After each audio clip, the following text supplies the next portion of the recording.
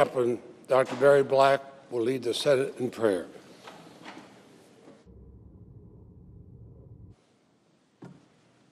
Let us pray. Mighty God, unsurpassed in both power and understanding, we worship you. Lord, when there is nowhere else to turn, we lift our eyes to you. As again, this Senate chamber becomes a court and our senators become jurors, guide these lawmakers with your wisdom, mercy, and grace. Lord, infuse them with a spirit of nonpartisan patriotism.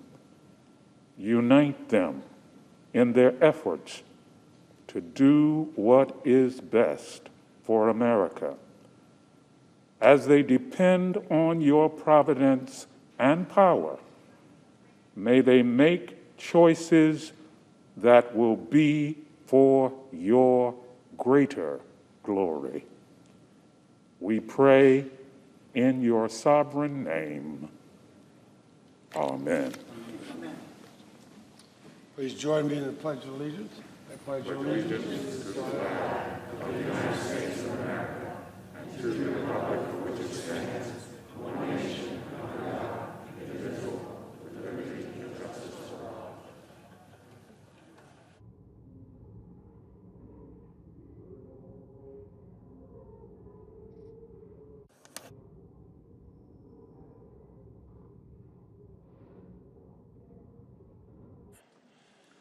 And Senators, will you please be seated? And if there is no objection, the journal proceedings of the trial are approved to date. I'd ask the Sergeant at Arms to make the proclamation. Hear ye, hear ye, hear ye. All persons are commanded to keep silence on pain of imprisonment while the Senate of the United States is sitting for the trial of the article of impeachment exhibited by the House of Representatives against Donald John Trump, former President of the United States.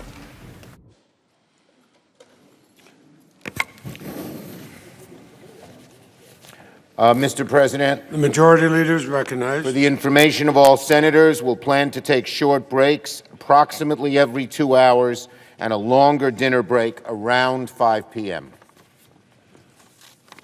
Now, pursuant to the provisions of Senate Resolution 47, the counsel for the former president have 16 hours to make the presentation of their case, and the Senate will hear the counsel now.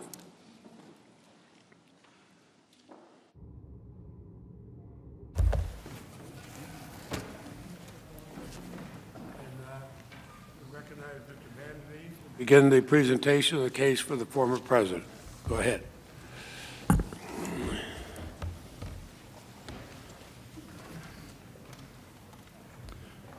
Good afternoon, Senators. Mr. President. The article of impeachment now before the Senate is an unjust and blatantly unconstitutional act of political vengeance. This appalling abuse of the Constitution only further divides our nation when we should be trying to come together around shared priorities. Like every other politically motivated witch hunt the left has engaged in over the past 4 years, this impeachment is completely divorced from the facts, the evidence, and the interests of the American people. The Senate should promptly and decisively vote to reject it. No thinking person could seriously believe that the President's January 6th speech on the ellipse was in any way an incitement to violence or insurrection. The suggestion is patently absurd on its face. Nothing in the text could ever be construed as encouraging, condoning, or enticing unlawful activity of any kind. Far from promoting insurrection against the United States, the President's remarks explicitly encouraged those in attendance to exercise their rights peacefully and patriotically. Peaceful and patriotic protest is the very antithesis of a violent assault on the nation's capital. The House impeachment article slanderously alleges that the President intended for the crowd at the ellipse to, quote, interfere with the joint session's solemn constitutional duty to certify the results of the 2020 presidential election.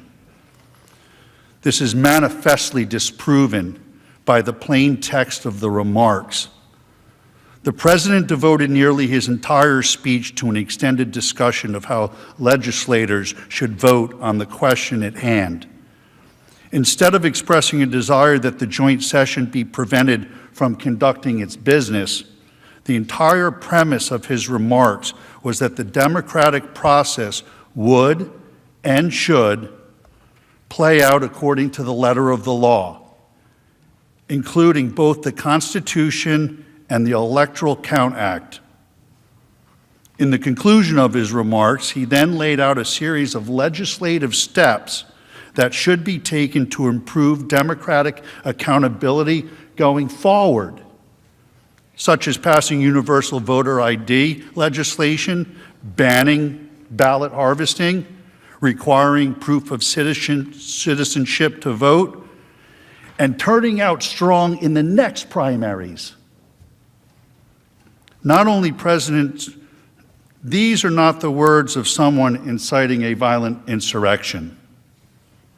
Not only President Trump's speech on January 6th, but indeed his entire challenge to the election results was squarely focused on how the proper civic process could address any concerns through the established legal and constitutional system. The President brought his case before state and federal courts, the U.S. Supreme Court, the state legislatures, the Electoral College, and ultimately the U.S. Congress. In the past, numerous other candidates for president have used many of the same processes to pursue their own election challenges.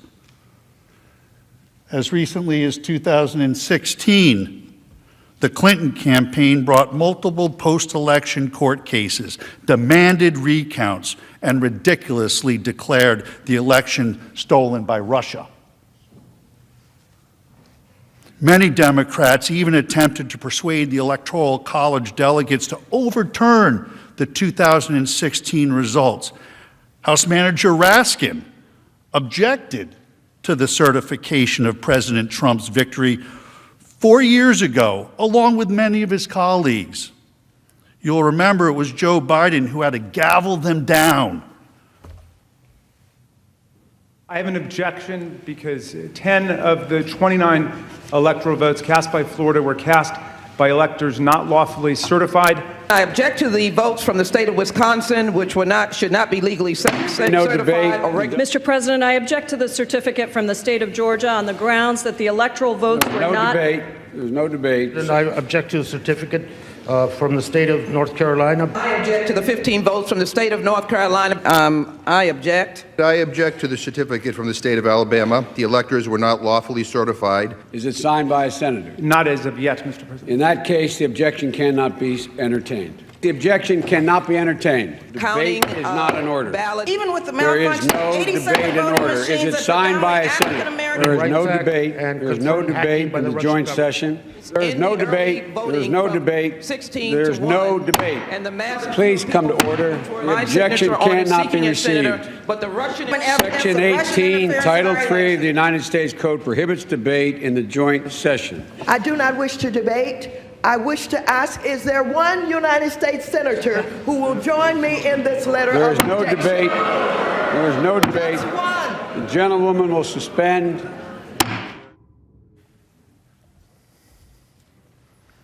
In 2000, the dispute over the outcome was taken all the way to the Supreme Court, which ultimately rendered a decision. To litigate questions of election integrity within this system is not incitement to resurrection. It is the democratic system working as the founders and lawmakers have designed. To claim that the president in any way wished, desired, or encouraged lawless or violent behavior is a preposterous and monstrous lie. In fact, the first two messages the president sent via Twitter once the incursion of the Capitol began were, "Stay peaceful and no violence, because we are the party of law and order."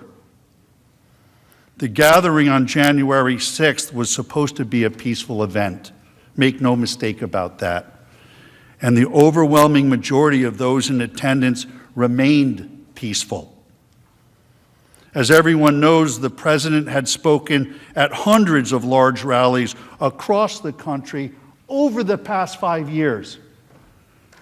There had never been any mob-like or riotous behaviors, and in fact, a significant portion of each event was devoted to celebrating the rule of law, protecting our Constitution, and honoring the men and women of law enforcement.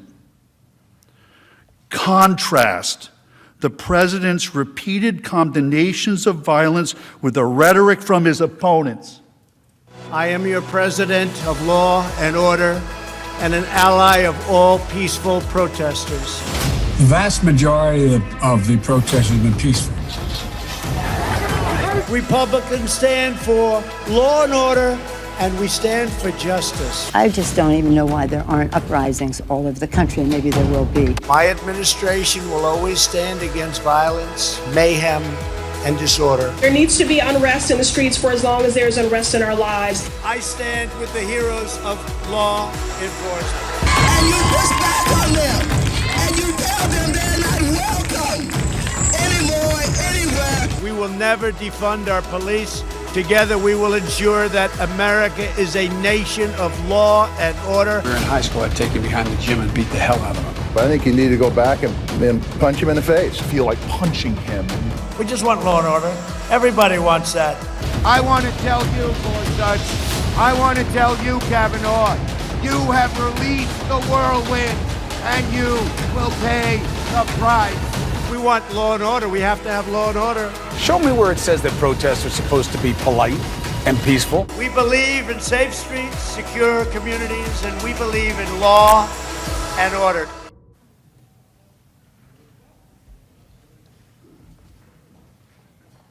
Tragically, as we know now, on January 6th, a small group who came to engage in violent and menacing behavior hijacked the event for their own purposes. According to publicly available reporting, it is apparent that extremists of various different stripes and political persuasions pre-planned and premeditated an attack on the Capitol. One of the first people arrested was a leader of Antifa. Sadly, he was also among the first to be released. From the beginning, the president has been clear.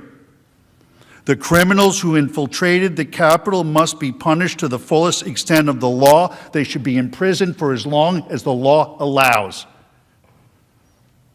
The fact that the attacks were apparently premeditated, as alleged by the House managers, demonstrates the ludicrousness of the incitement allegation against the president.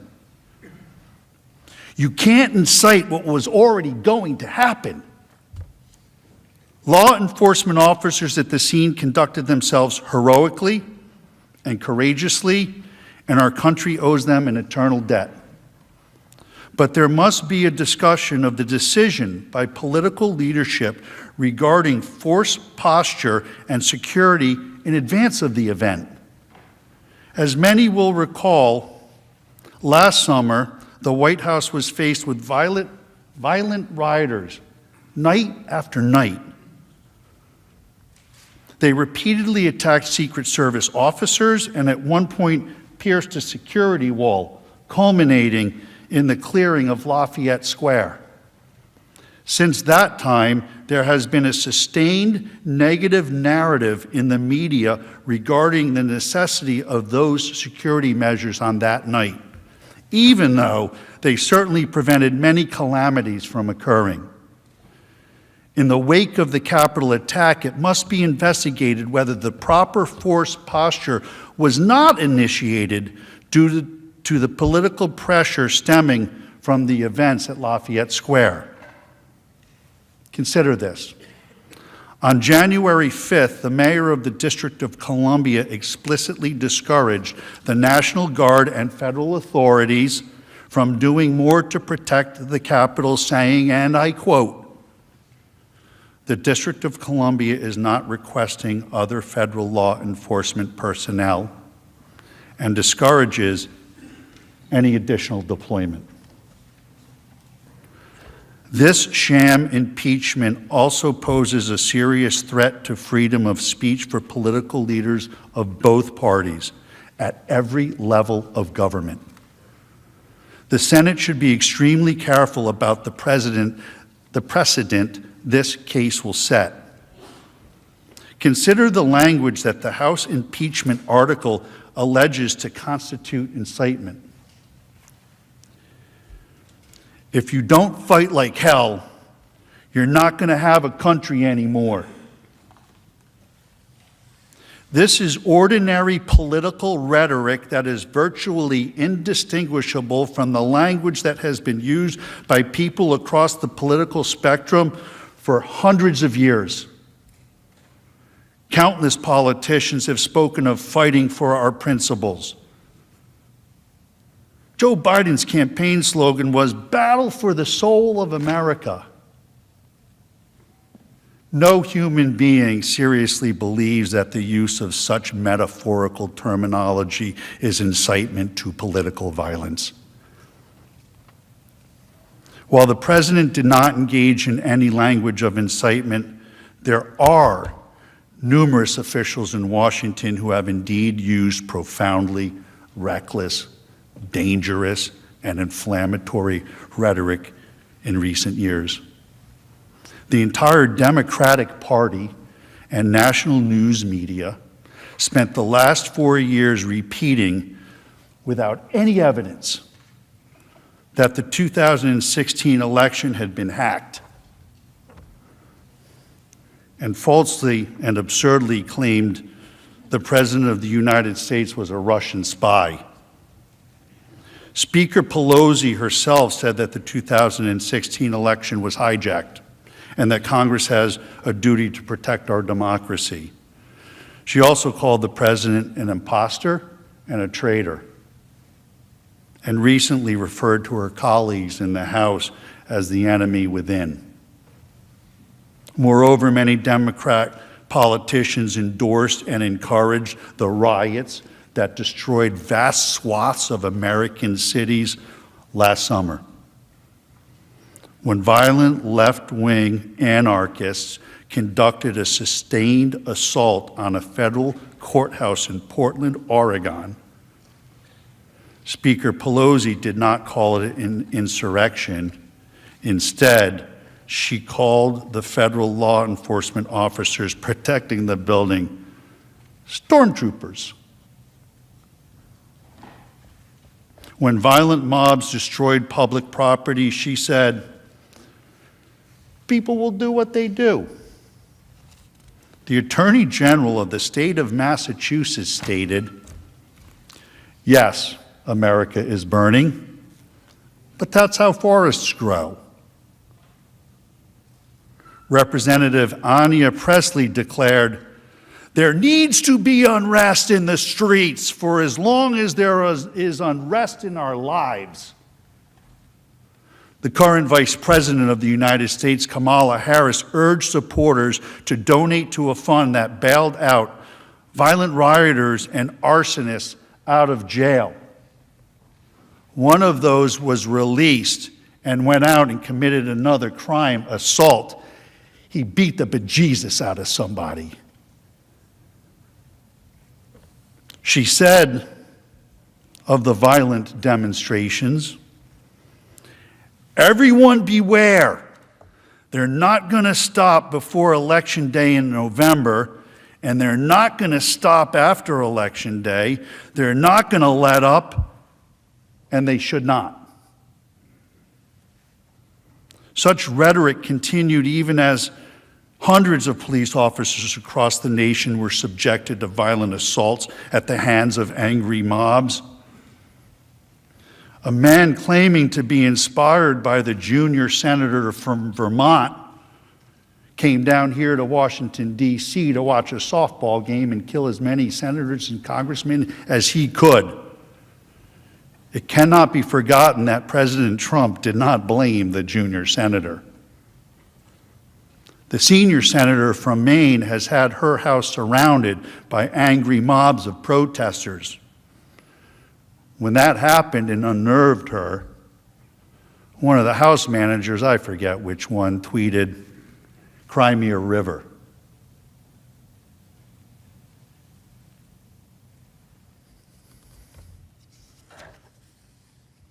Under the standards of the House impeachment article, each of these individuals should be retroactively censored, expelled, punished, or impeached for inciting violence by their supporters. Unlike the left, President Trump has been entirely consistent in his opposition to mob violence. He opposes it in all forms, in all places. Just as he's been consistent that the National Guard should be deployed to protect American communities wherever protection is needed. For Democrats, they have clearly demonstrated that their opposition to mobs and their view of using the National Guard depends upon the mob's political views. Not only is this impeachment case preposterously wrong on the facts, no matter how much heat and emotion is injected by the political opposition, it is also plainly unconstitutional. In effect, Congress would be claiming that the right to disqualify a private citizen, no longer a government official, from running for public office. This would transform the solemn impeachment process into a mechanism for asserting congressional control over which private citizens are and are not allowed to run for president. In short, this unprecedented effort is not about Democrats opposing political violence. It is about Democrats trying to disqualify their political opposition. It is constitutional cancel culture. History will record this shameful effort as a deliberate attempt by the Democrat Party to smear, censor, and cancel not just President Trump, but the 75 million Americans who voted for him. Now is not the time for such a campaign of retribution. It is the time for unity and healing and focusing on the interests of the nation as a whole. We should all be seeking to cool temperatures, calm passions, rise above partisan lines.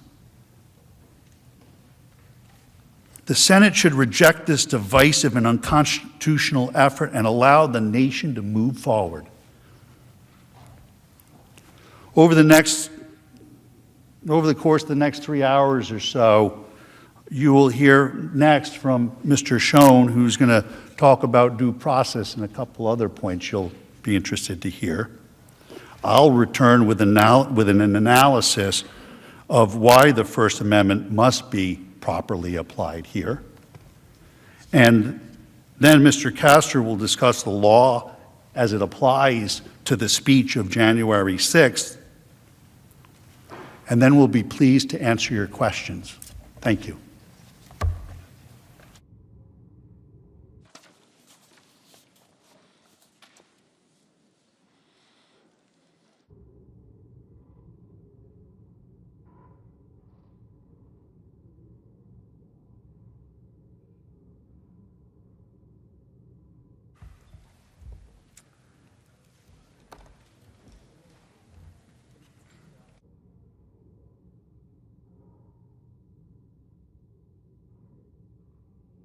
Mr.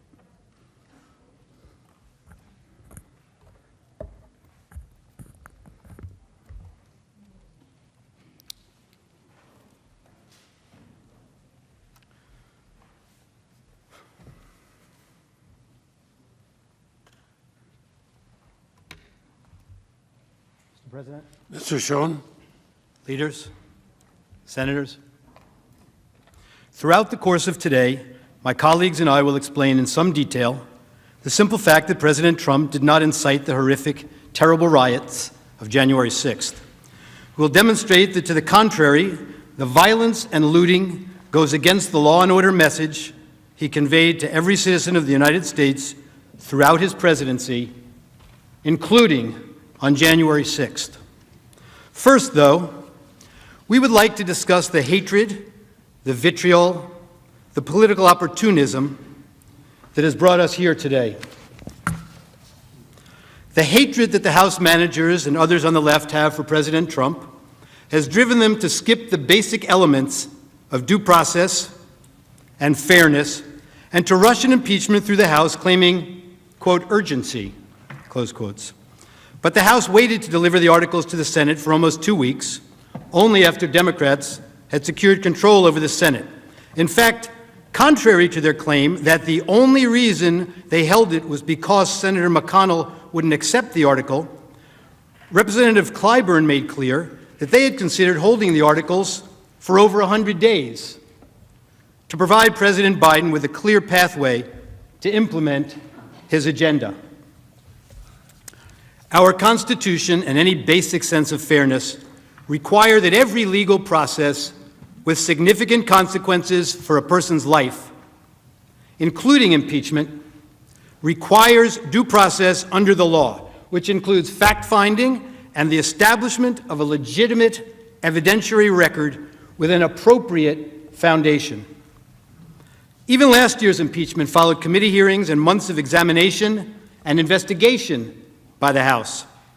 Here, President Trump and his counsel were given no opportunity to review evidence or question its propriety.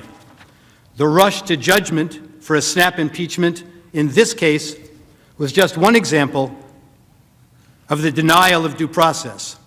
Another, perhaps even more vitally significant example was the denial of any opportunity ever to test the integrity of the evidence offered against Donald J. Trump in a proceeding seeking to bar him from ever holding public office again, and that seeks to disenfranchise some 75 million voters, American voters. On Wednesday this week, countless news outlets repeated the Democrat talking point about the power of never before seen footage. Let me ask you this. Why was this footage never seen before? Shouldn't the subject of an impeachment trial, this impeachment trial, President Trump, have the right to see the so-called new evidence against him? More importantly, the riot and the attack on this very building was a major event that shocked and impacted all Americans. Shouldn't the American people have seen this footage as soon as it was available? For what possible reason do the House managers withhold it from the American people and President Trump's lawyers? For political gain? How did they get it? How were they the ones releasing it? It is evidence in hundreds of pending criminal cases against the rioters. Why was it not released through law enforcement or the Department of Justice? Is it the result of a rushed snap impeachment for political gain without due process? House Manager Raskin told us all yesterday that your job as jurors in this case is a fact-intensive job.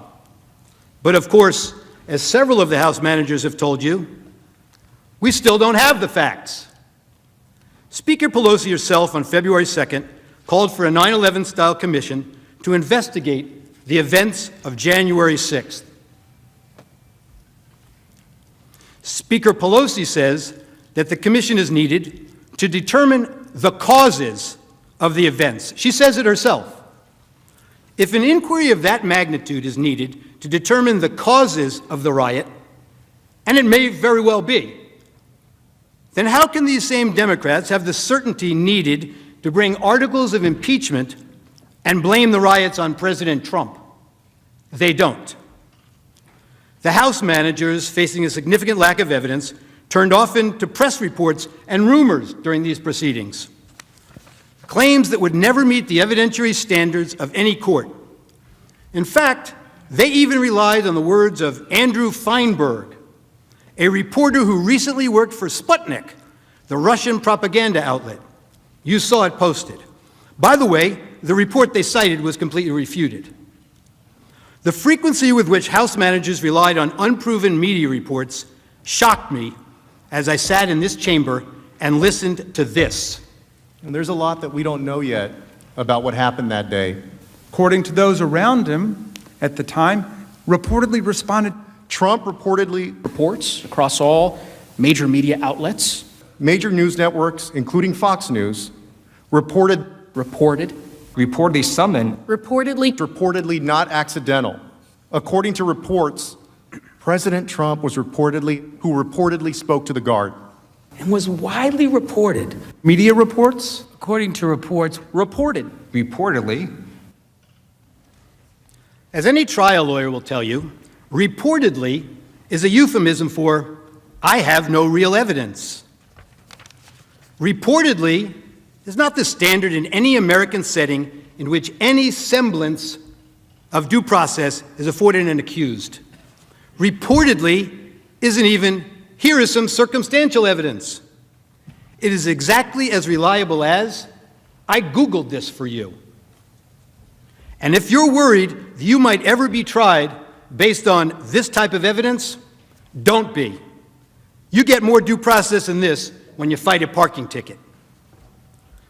One reason due process is so important with respect to evidence offered against an accused is that it requires an opportunity to test the integrity, the credibility, the reliability of the evidence. Here, of course, former President Trump was completely denied any such opportunity. And it turns out there is significant reason to doubt the evidence the House managers have put before us. Let me say this clearly. We have reason to believe the House managers manipulated evidence and selectively edited footage. If they did, and this were a court of law, they would face sanctions from the judge. I don't raise this issue lightly. Rather, it is a product of what we have found in just the limited time we have had since we first saw the evidence here with you this week. We have reason to believe that the House managers created false representations of tweets, and the lack of due process means there was no opportunity to review or verify the accuracy. Consider these facts. The House managers, proud of their work on this snap impeachment, staged numerous photo shoots of their preparations. In one of those, Manager Raskin is seen here at his desk reviewing two tweets side by side. The image on his screen claims to show that President Trump had retweeted one of those tweets. Now, members of the Senate, let's look closely at this screen, because obviously Manager Raskin considered it important enough that he invited the New York Times to watch him watching it. Now, what's wrong with this image? Actually, there are three things very wrong with it. Look at the date on the very bottom of the screen on Manager Raskin's computer screen when we zoom into the picture. The date that appears is January 3rd, 2020, not 2021. Why is that date wrong? Because this is not a real screenshot that he's working with. This is a recreation of a tweet, and you got the date wrong when you manufactured this graphic. You did not disclose that this is a manufactured graphic and not a real screenshot of a tweet. Now, to be fair, the House managers caught this error before showing the image on the Senate floor, so you never saw it when it was presented to you. But that's not all. They didn't fix this one.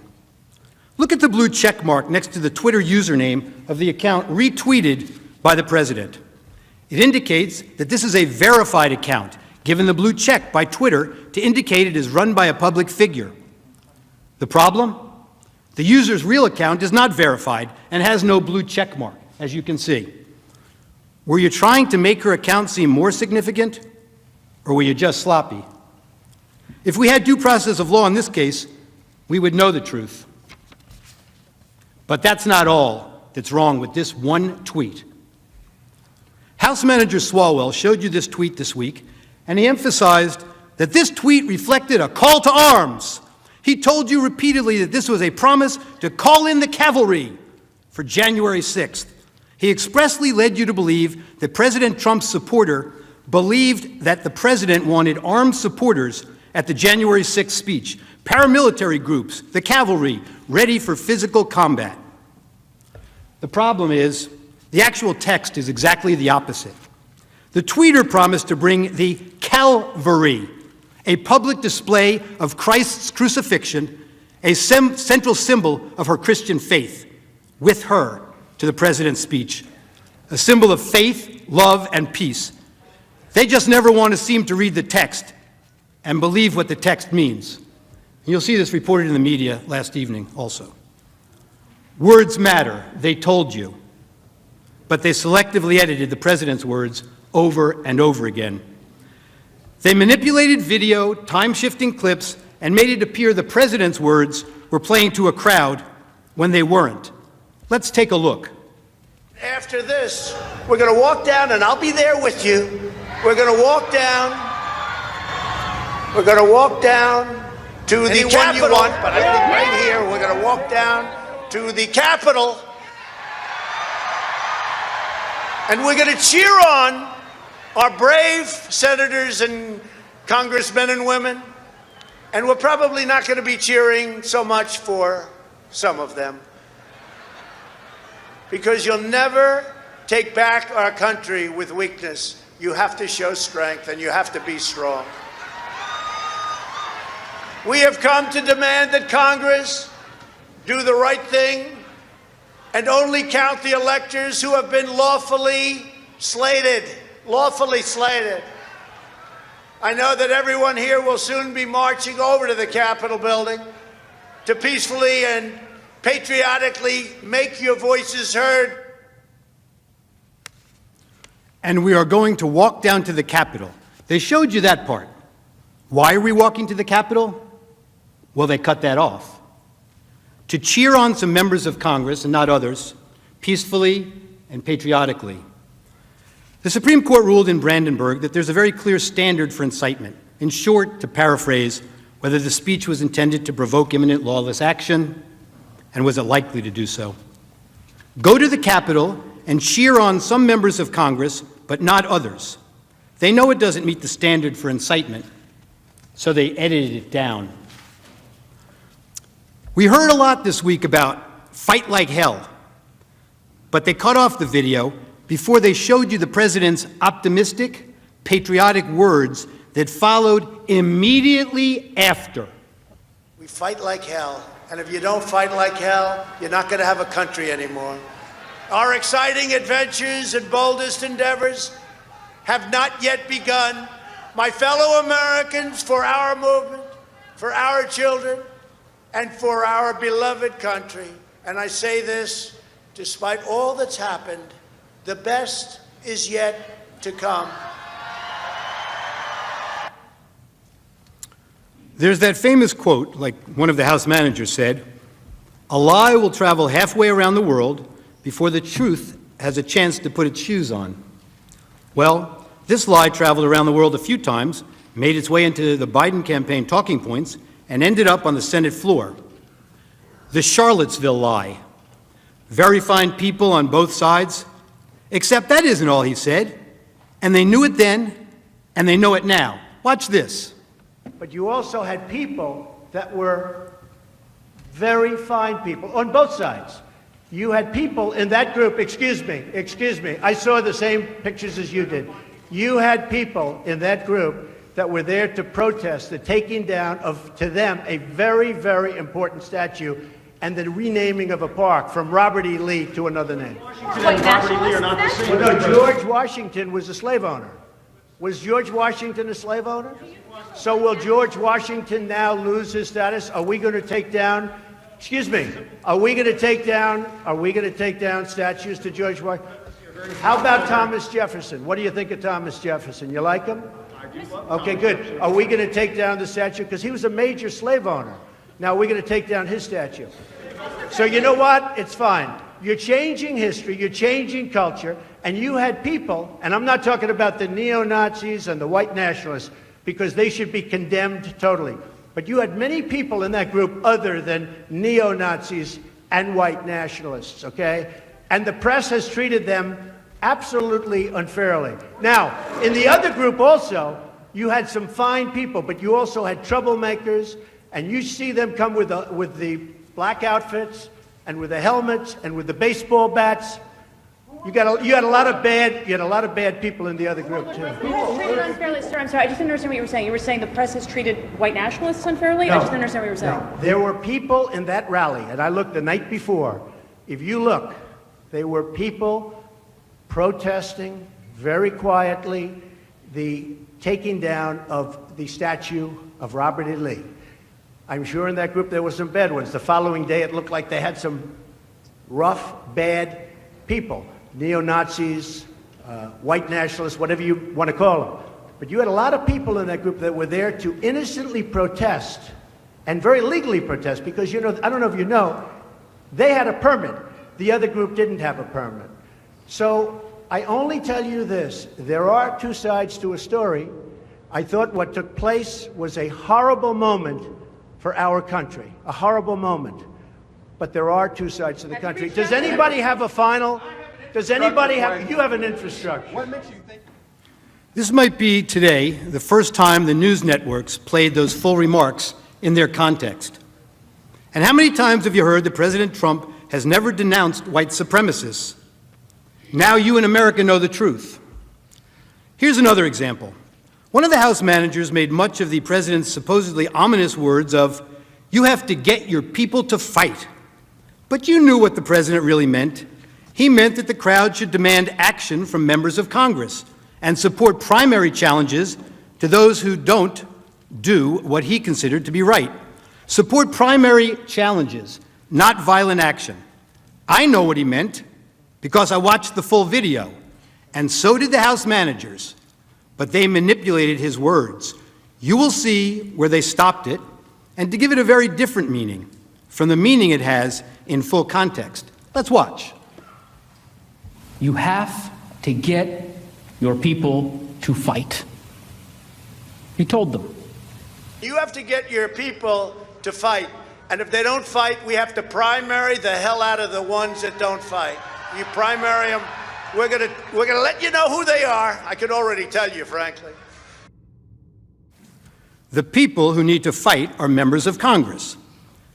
Why did we have to skip the necessary due diligence and due process of law and that any legal proceeding should have? It couldn't have been the urgency to get President Trump out of office. House Democrats held the articles until he was no longer president, mooting their case. Hatred, animosity, division, political gain, and let's face it, for House Democrats, President Trump is the best enemy to attack. I want to say this for Donald Trump, who I may well be voting to impeach. Donald Trump has already done a number of things which legitimately raise the question of impeachment. I don't respect this president, and I will fight every day until he is impeached. That is grounds to start impeachment proceedings. Those are grounds to start impeachment. Those are grounds to start impeachment proceedings. And yes, I think that's grounds to start impeachment proceedings. I rise today, Mr. Speaker, to call for the impeachment of the President of the United States of America. I continue to say, impeach him! Impeach 45! Impeach 45! So we're calling upon the House to begin impeachment hearings immediately. On the impeachment of Donald Trump, would you vote yes or no? I would vote yes. I would vote to impeach. Because we're gonna go in there, we're gonna impeach the But the fact is, I introduced articles of impeachment in July of 2017. If we don't impeach this president, he will get reelected. My oath requires me to be for impeachment, have an impeachment hearing. He needs the scarlet eye on his chest. The representatives should begin impeachment proceedings against this president. It is time to bring impeachment charges against him. Bring impeachment charges. My personal view is that he richly deserves impeachment. I'm here at an impeachment rally, and we are ready to impeach the... Well, we can impeach him every day of the week for anything he does. That same hatred and anger has led House managers to ignore their own words and actions and set a dangerous double standard. The House managers spoke about rhetoric, about a constant drumbeat of heated language. Well, as I'm sure everyone watching expected, we need to show you some of their own words. I just don't even know why there aren't uprisings all over the country, and maybe there will be. There needs to be unrest in the streets for as long as there's unrest in our lives. You got to be ready to throw a punch. You have to be ready to throw a punch. Donald Trump, I think you need to go back and punch him in the face. That I thought he should have punched him in the face. Feel like punching him. I'd like to take him behind the gym if I were in high school. If we were in high school, I'd take him behind the gym and beat the hell out of him. No, I wish we were in high school. I could take him behind the gym. I will go and take Trump out tonight. Take him out now. Okay. When was the last time an actor assassinated a president? They're still going to have to go out and put a bullet in Donald Trump. Show me where it says that protests are supposed to be polite and peaceful. And you push back on them, and you tell them they're not welcome anymore, anywhere. I have thought an awful lot about blowing up the White House. Please, get up in the face of some Congress people. People will do what they do. I want to tell you, Gorsuch, I want to tell you, Kavanaugh, you have released the whirlwind, and you will pay the price. We're going to go in there, we're going to impeach the... This is just a warning to you Trumpers. Be careful. Walk lightly. And for those of you who are soldiers, make them pay. If you had to be stuck in an elevator with either President Trump, Mike Pence, or Jeff Sessions, who would it be? Does one of us have to come out alive?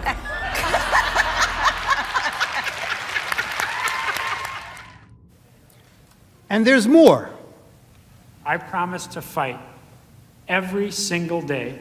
One, I'm a fighter and I'm relentless, but I'm a fighter and I'm relentless. A fighter and I'm relentless. I will fight like hell. But the way I see it now is that we pick ourselves up and we fight back. That's what I think it's all about. We stand up and we fight back. We do not back down. We do not compromise, not today, not tomorrow, not ever. You can either lie down, you can whimper, you can pull up in a ball, you can decide to move to Canada, or you can stand your ground and fight back. And that's what it's about. We do fight back, but we are going to fight back. We are not turning this country over to what Donald Trump has sold. We are just not. Look, people are upset and they're right to be upset. Now we can whimper, we can whine, or we can fight back. Me, I'm here to fight back. I'm here to fight back because we will not forget. We do not want to forget. We will use that vision to make sure that we fight harder, we fight tougher, and we fight more passionately than ever. We still have a fight on our hands. Fight hard for the changes Americans are demanding. Get in the fight, to winning the fight, fighting. He's fighting. We'll use every tool possible to fight for this change. We'll fight to fighting hard. Serious about fighting and fight. We got to get on our front foot and fight back. Problems, we call them out and we fight back. I'm in this fight. I am fighting. Get in this fight. Get in this fight. Get in this fight. And fighting, we all need to be in the fight. We all need to stay in the fight. We stay in this fight. We fought back. We fought back. I am not afraid of a fight. I am in this fight all the way. You don't get what you don't fight for. Our fight, our fight. We are in this fight for our lives. This is the fight of our lives. But we are going to make sure that this fight does not end tonight. This is a fight for our lives, the lives of our friends and family members and neighbors. It is a fight, and it is a fight that we're going to work to make sure continues. It's a fight. It is a fight. It is a fight, and that's what this fight is for. Well, I'm wired to fight anyone who isn't doing their job for us. I'm John Tester, and you're damn right. I approve this message. And I'll have lots of fights ahead of us, and I'm ready to stand up and keep fighting. We have to fight. We're going to fight. We're going to fight. We need to fight, and we need to fight. We're going to fight. We got a few more fights. I'm going to take the privilege of a few more fights, and we have the biggest fight of all. I will never stop fighting. I will fight like hell to fight back against anyone. We need to say loud and clear that we are ready to fight. It's a bare-knuckles fight. Now they're going to have to actually fight back against people. The fight has to be conducted. It's so important that we need to fight. Fight that fight. We have been fighting. I was fighting very hard. Time is of the essence, both in terms of the fight. I think we should be fighting. Well, I really believe we need to fight. We're simply not going to take this line down. We're going to keep fighting. So I'm telling all my colleagues, this is the fight of our life. Whose side are you on? Who are you fighting for? They're fighting, I'm fighting. We're both fighting. We will fight back. We're not going to just take this line down. I'm just going to keep the fight up. What we have to do right now is fight as hard as we can. We have to rise up and fight back. And so we're going to fight, and we're going to continue to fight. I am going to be fighting like hell. Keep fighting, or we kept fighting and we did. So we're going to keep fighting. We have to be fighting every single day. We have to fight back, and we have no choice but to do that. I think we're doing the right thing to do that. Fighting. And I'm fighting. Well, our job right now is to fight. It's really important. I'm going to keep fighting. I'm asking for the support of people across the country to fight back. And you got to be fierce in fighting. Keep fighting. Brown have been fighting. I've told President Biden I will fight like mad. I'll tell you what, now more than ever, we have to fight like hell. We have these battles on the floor of the Senate. I'm going to go down and battle, and I'm going to be down there on the floor fighting. Right. But we Democrats are fighting as hard as we can. Democrats are fighting as hard as we can. Credit it in any way, but we're fighting back. What we've got to do is fight in Congress, fight in the courts, fight in the streets, fight online, fight at the ballot box. Fighting and pushing around the clock, fighting, continue to be brave and be strong and keep fighting. We're getting people engaged in the fight. We're fighting. We've got to keep fighting and keep focused. Continue to fight. Fight. This is going to be a fight. We'll also fight him and challenge him in every way that we can, in the Congress, in the courts, and in the streets. To continue fighting, we each have an important role to play in fighting. In this fight, like so many before it, it has been a fight. The American people are going to have to fight. And about the importance of fighting, I will always fight. Fighting. But we always must fight. Joe Biden has a deep, deep-seated commitment to fight and to fight. And about the importance of fighting, we always must fight, to fight, to fight, and to fight. As our willingness to fight continued the fight, as Joe Biden says, to fight. It's about fighting for what we're fighting for. We will tell them about what we did to fight. Really about a fight. But truly, I do believe that we're in a fight. I believe that we are in a fight. I believe we are in a fight. I believe we are in a fight. So there's a fight in front of us. A fight for all of these things. And so we're prepared to fight for that. We know how to fight. Our ongoing fight of fight. We know how to fight. We like a good fight. We were born out of a fight. This is what is our fight right now. There's the fight, there's the fight, there's the fight, and then there's the fight to defend. Back in the fight. Our mission is to fight. That is the guiding purpose of House Democrats, fighting. He has never forgotten who he is fighting for. Marched and fought, and we just have to fight. But this is a fight for our country. Fighting the health crisis of COVID. I led the fight and continue to fight. Never, never, never give up this fight.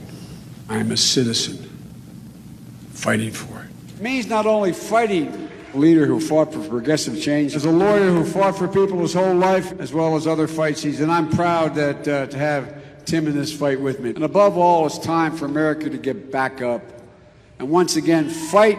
We will fight when we must fight. What kind of America are we fighting for? We've been fighting, so we need to fight, but we also need to fight for an America. I am going to wake up every day and fight hard. I have been fighting. We're going to fight. We are going to fight. We're going to fight. We're going to fight. And I will fight.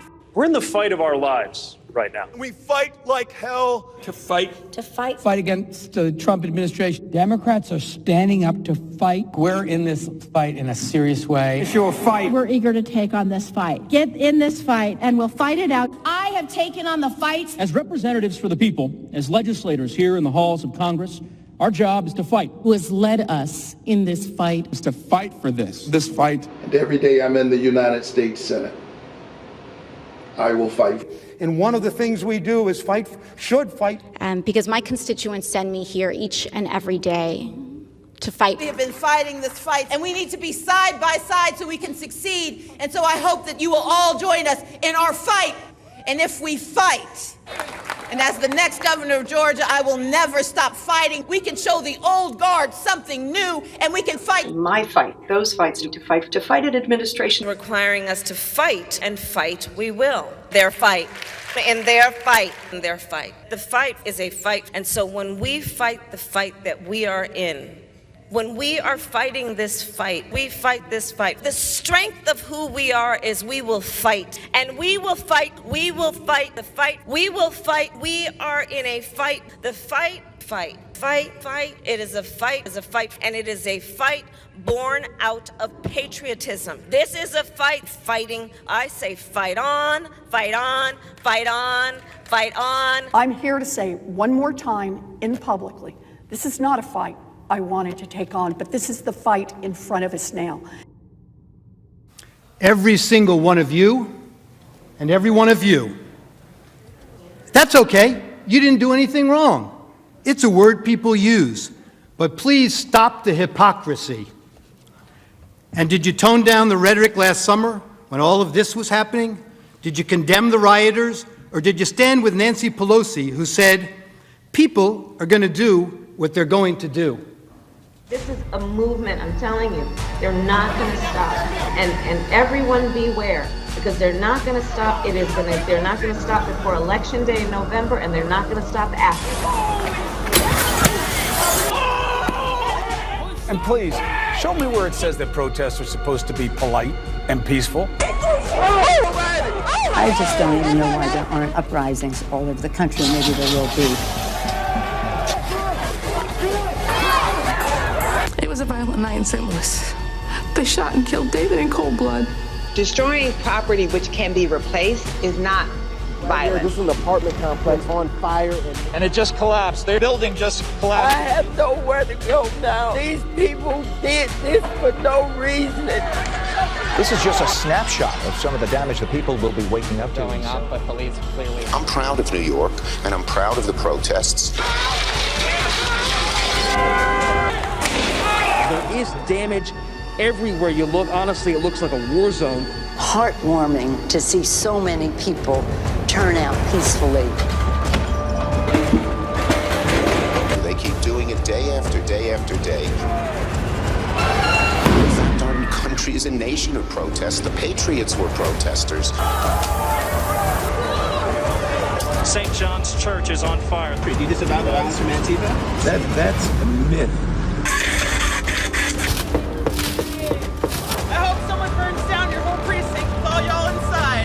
It is not, generally speaking, unruly. And you push back on them, and you tell them they're not welcome anymore, anywhere.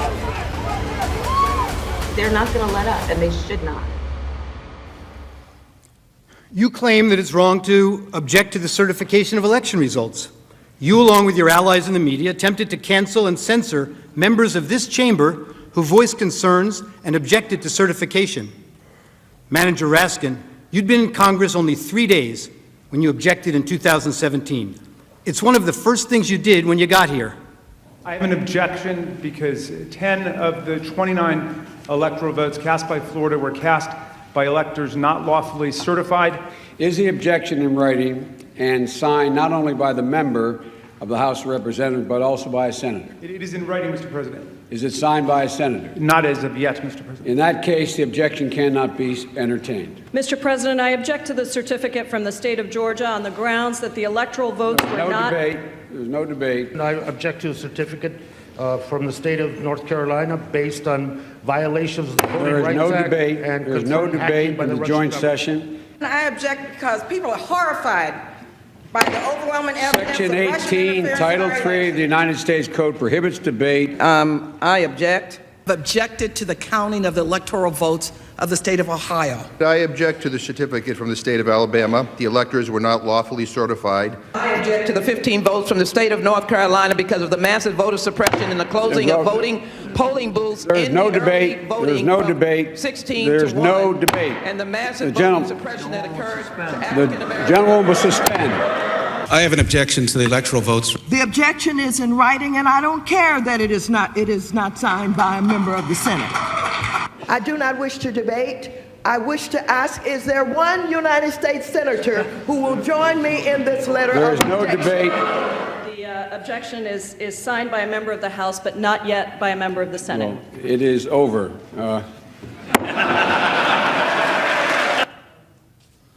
And when the House managers realized that the president's actual words could not have incited the riot, as you alleged in your article of impeachment, you attempted to pivot.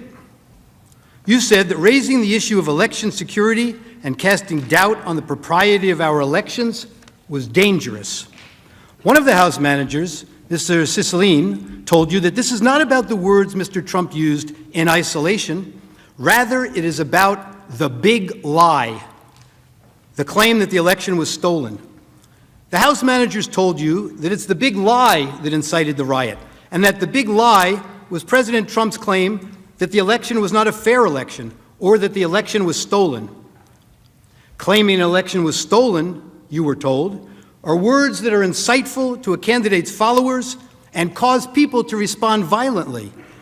Claiming an election was stolen, or not legitimate, is something that a candidate should never do because he or she knows, or should know, that such a claim and such words can actually incite violent insurrection, you were told. Well, it seems that the House manager's position must be actually a bit narrower than that. The House manager's position really is that when Republican candidates for office claim an election is stolen or that the winner is illegitimate, it constitutes inciting an insurrection, and the candidate should know it. But Democratic Party candidates for public elective office are perfectly entitled to claim the election was stolen or that the winner is illegitimate or to make any other outrageous claim they can. It is their absolute right to do so. And it is their absolute right to do so, irrespective of whether there's any evidence to support the claim.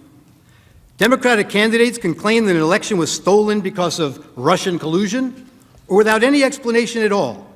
And that is perfectly okay and is in no way incitement to an insurrection. And somehow, when Democratic candidates publicly decry an election as stolen or illegitimate, it's never a big lie.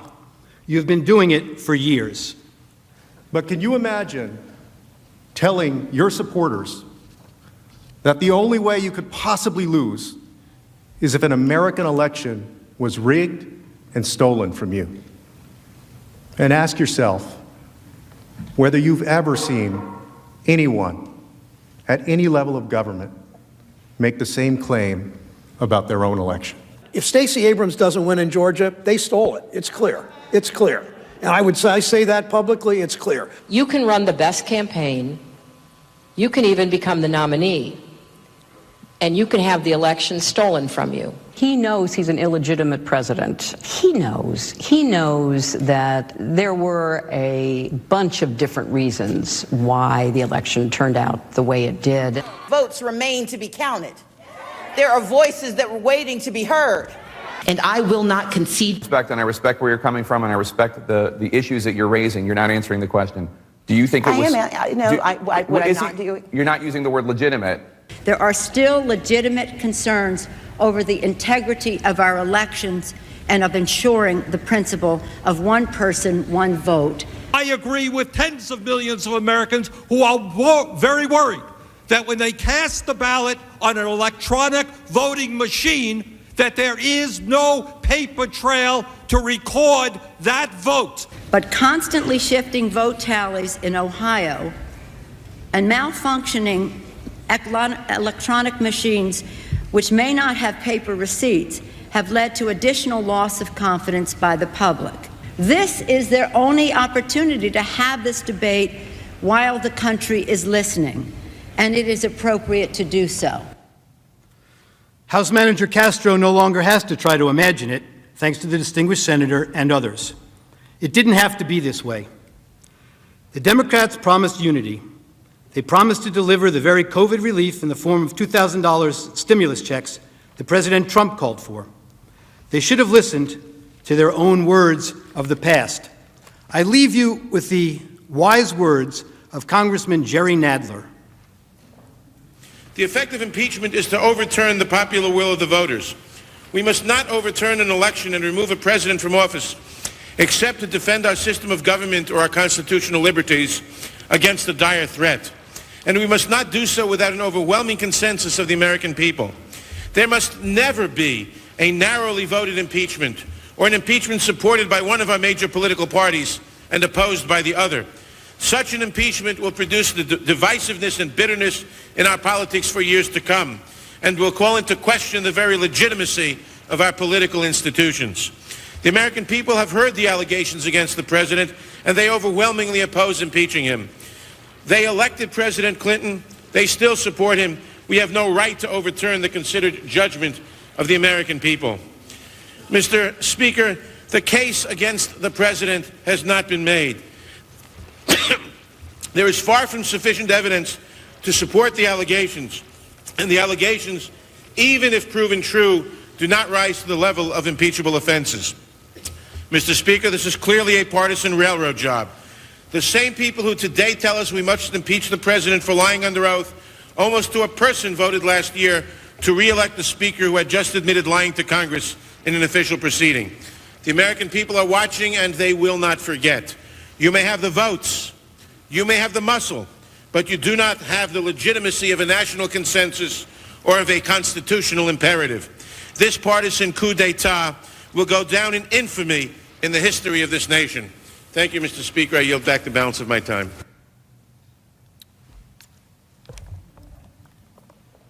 Thank you.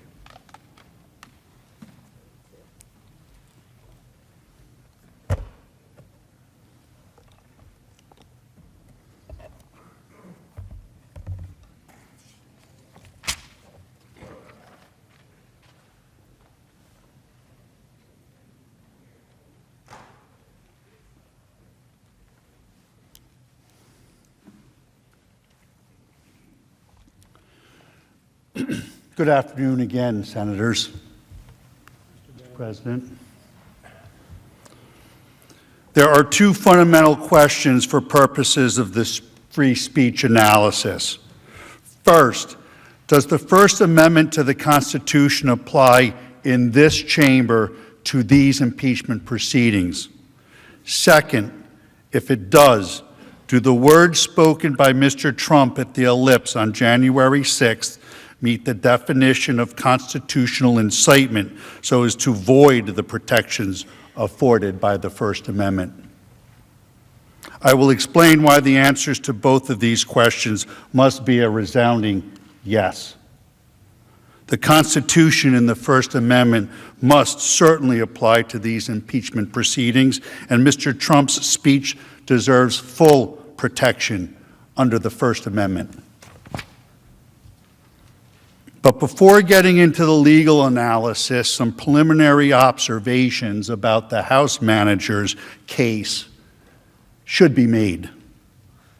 First, this case, unfortunately, is about political hatred.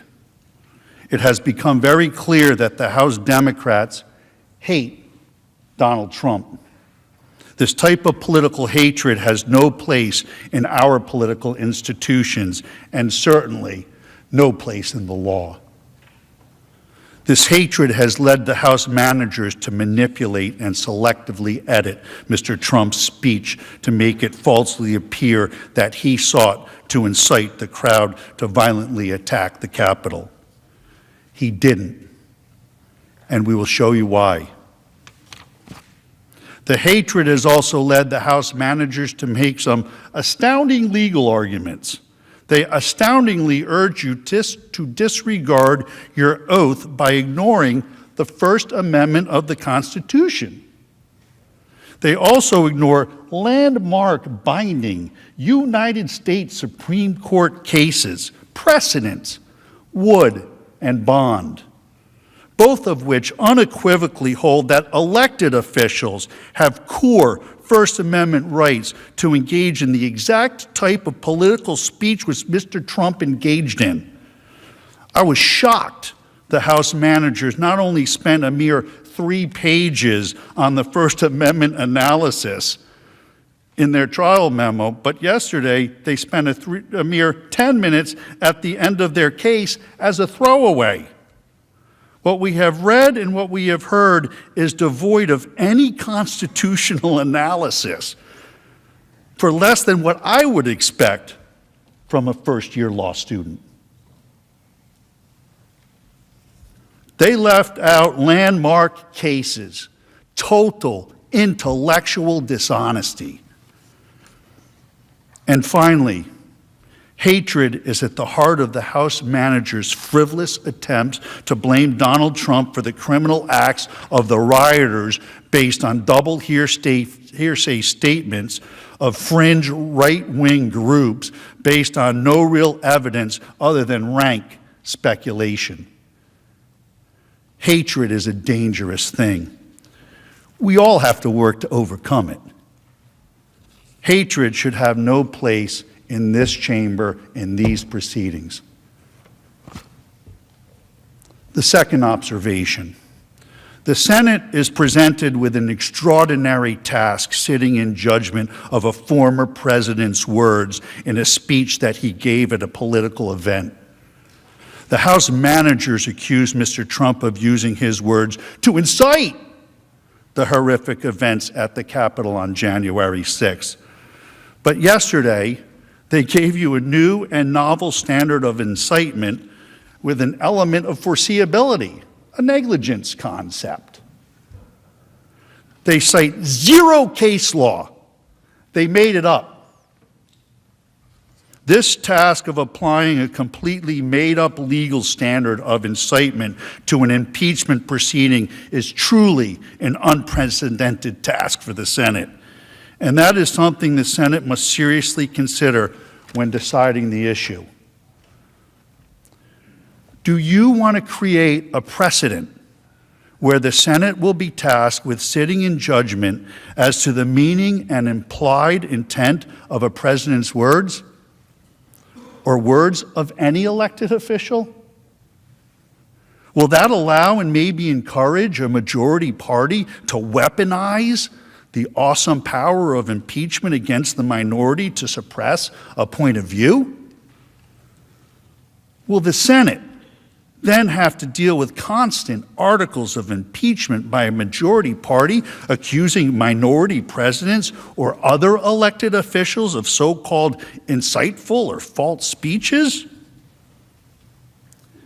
You can see where this would lead.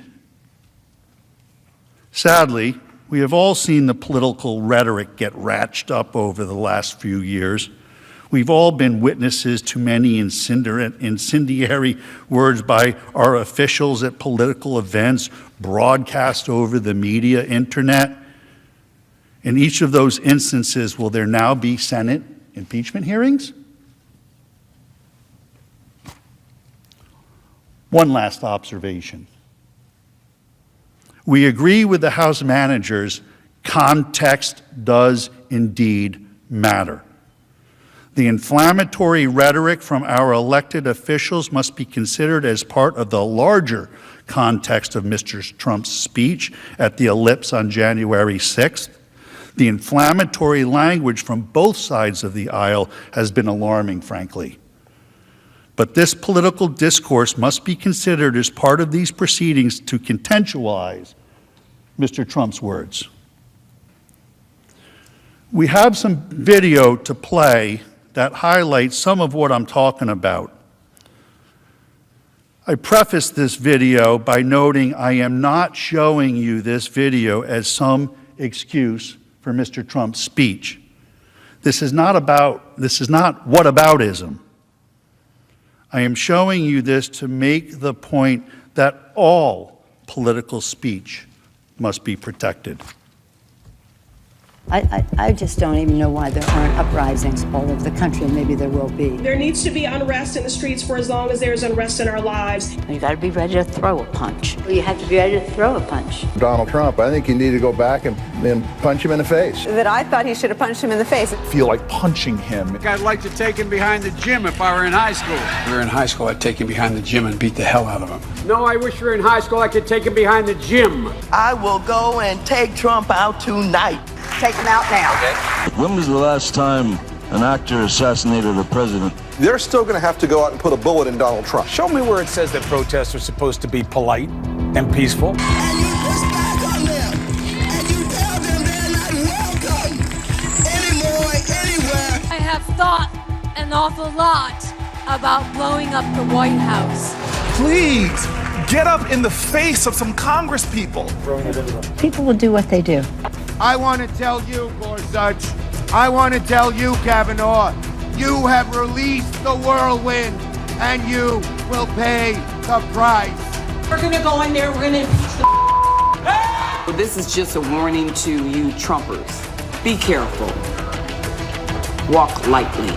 And for those of you who are soldiers, make them pay. If you had to be stuck in an elevator with either President Trump, Mike Pence, or Jeff Sessions, who would it be? Does one of us have to come out alive?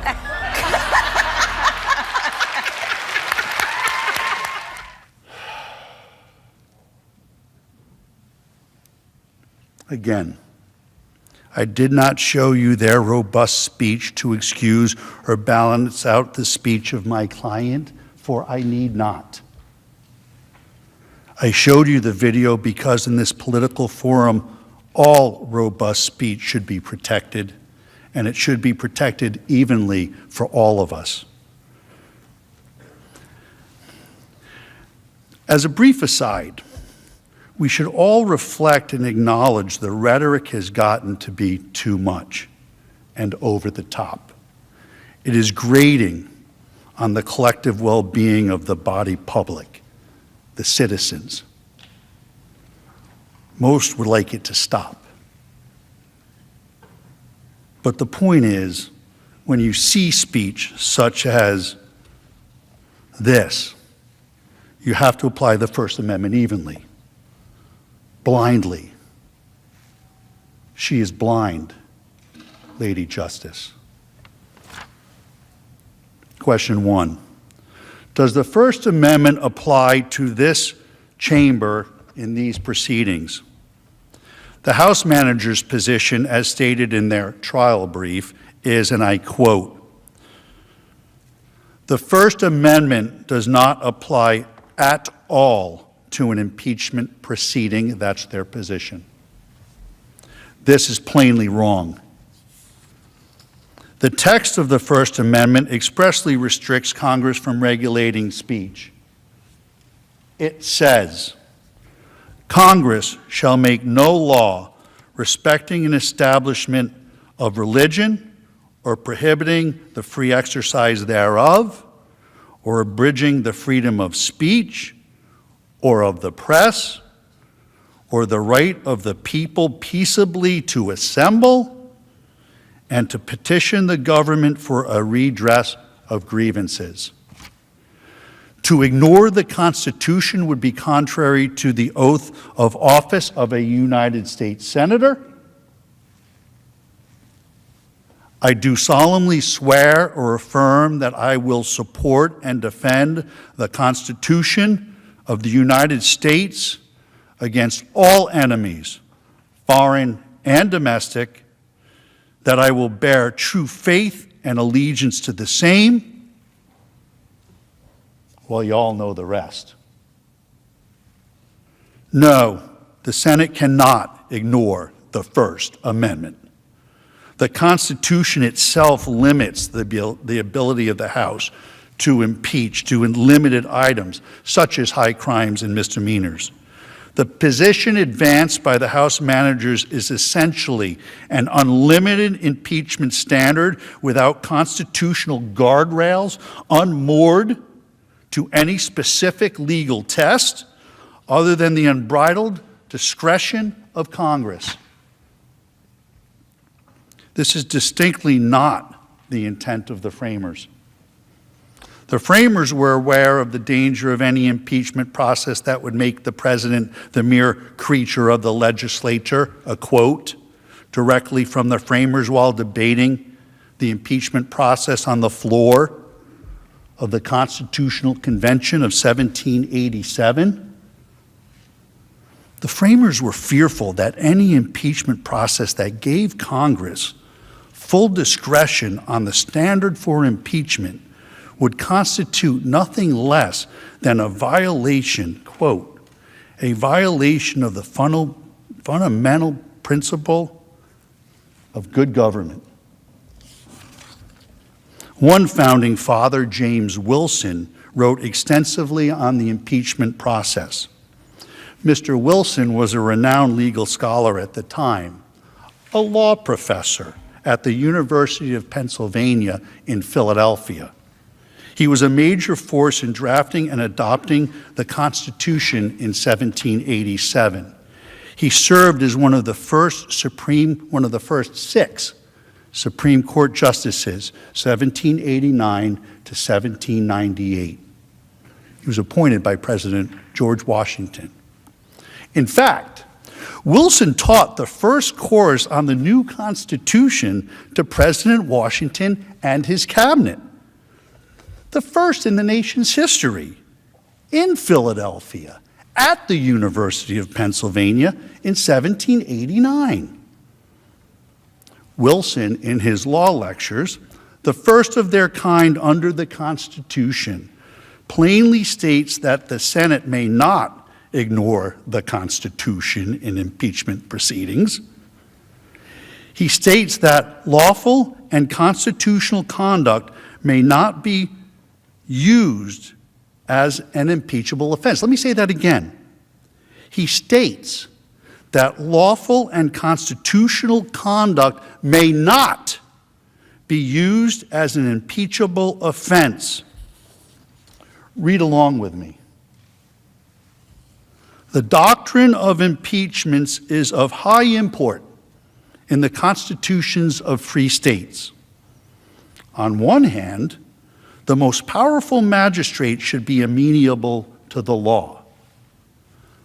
On the other hand, elevated characters should not be sacrificed merely on account of their elevation.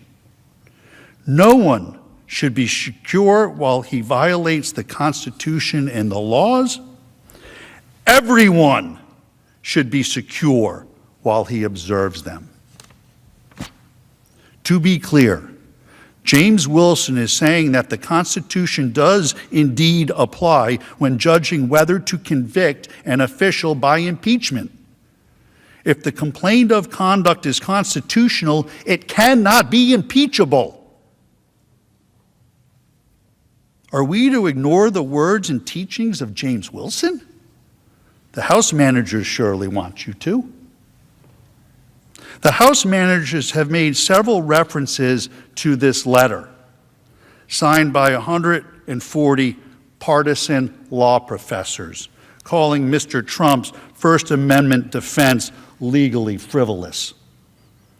This is really an outrageous attempt to intimidate Mr. Trump's lawyers.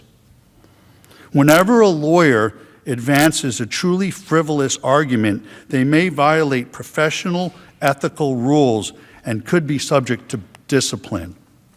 This letter is a direct threat to my law license, my career, and my family's financial well-being. These law professors should be ashamed of themselves, and so should the House managers. How dare you? Do you really hate Donald Trump so much that you're willing to destroy good, hard-working people's lives, people that are only doing their jobs, and frankly, as counsel for an accused fulfilling a constitutional role? It's astounding, really. I'm a citizen, not a politician. I know these First Amendment arguments are not anywhere close to frivolous. They are completely meritorious.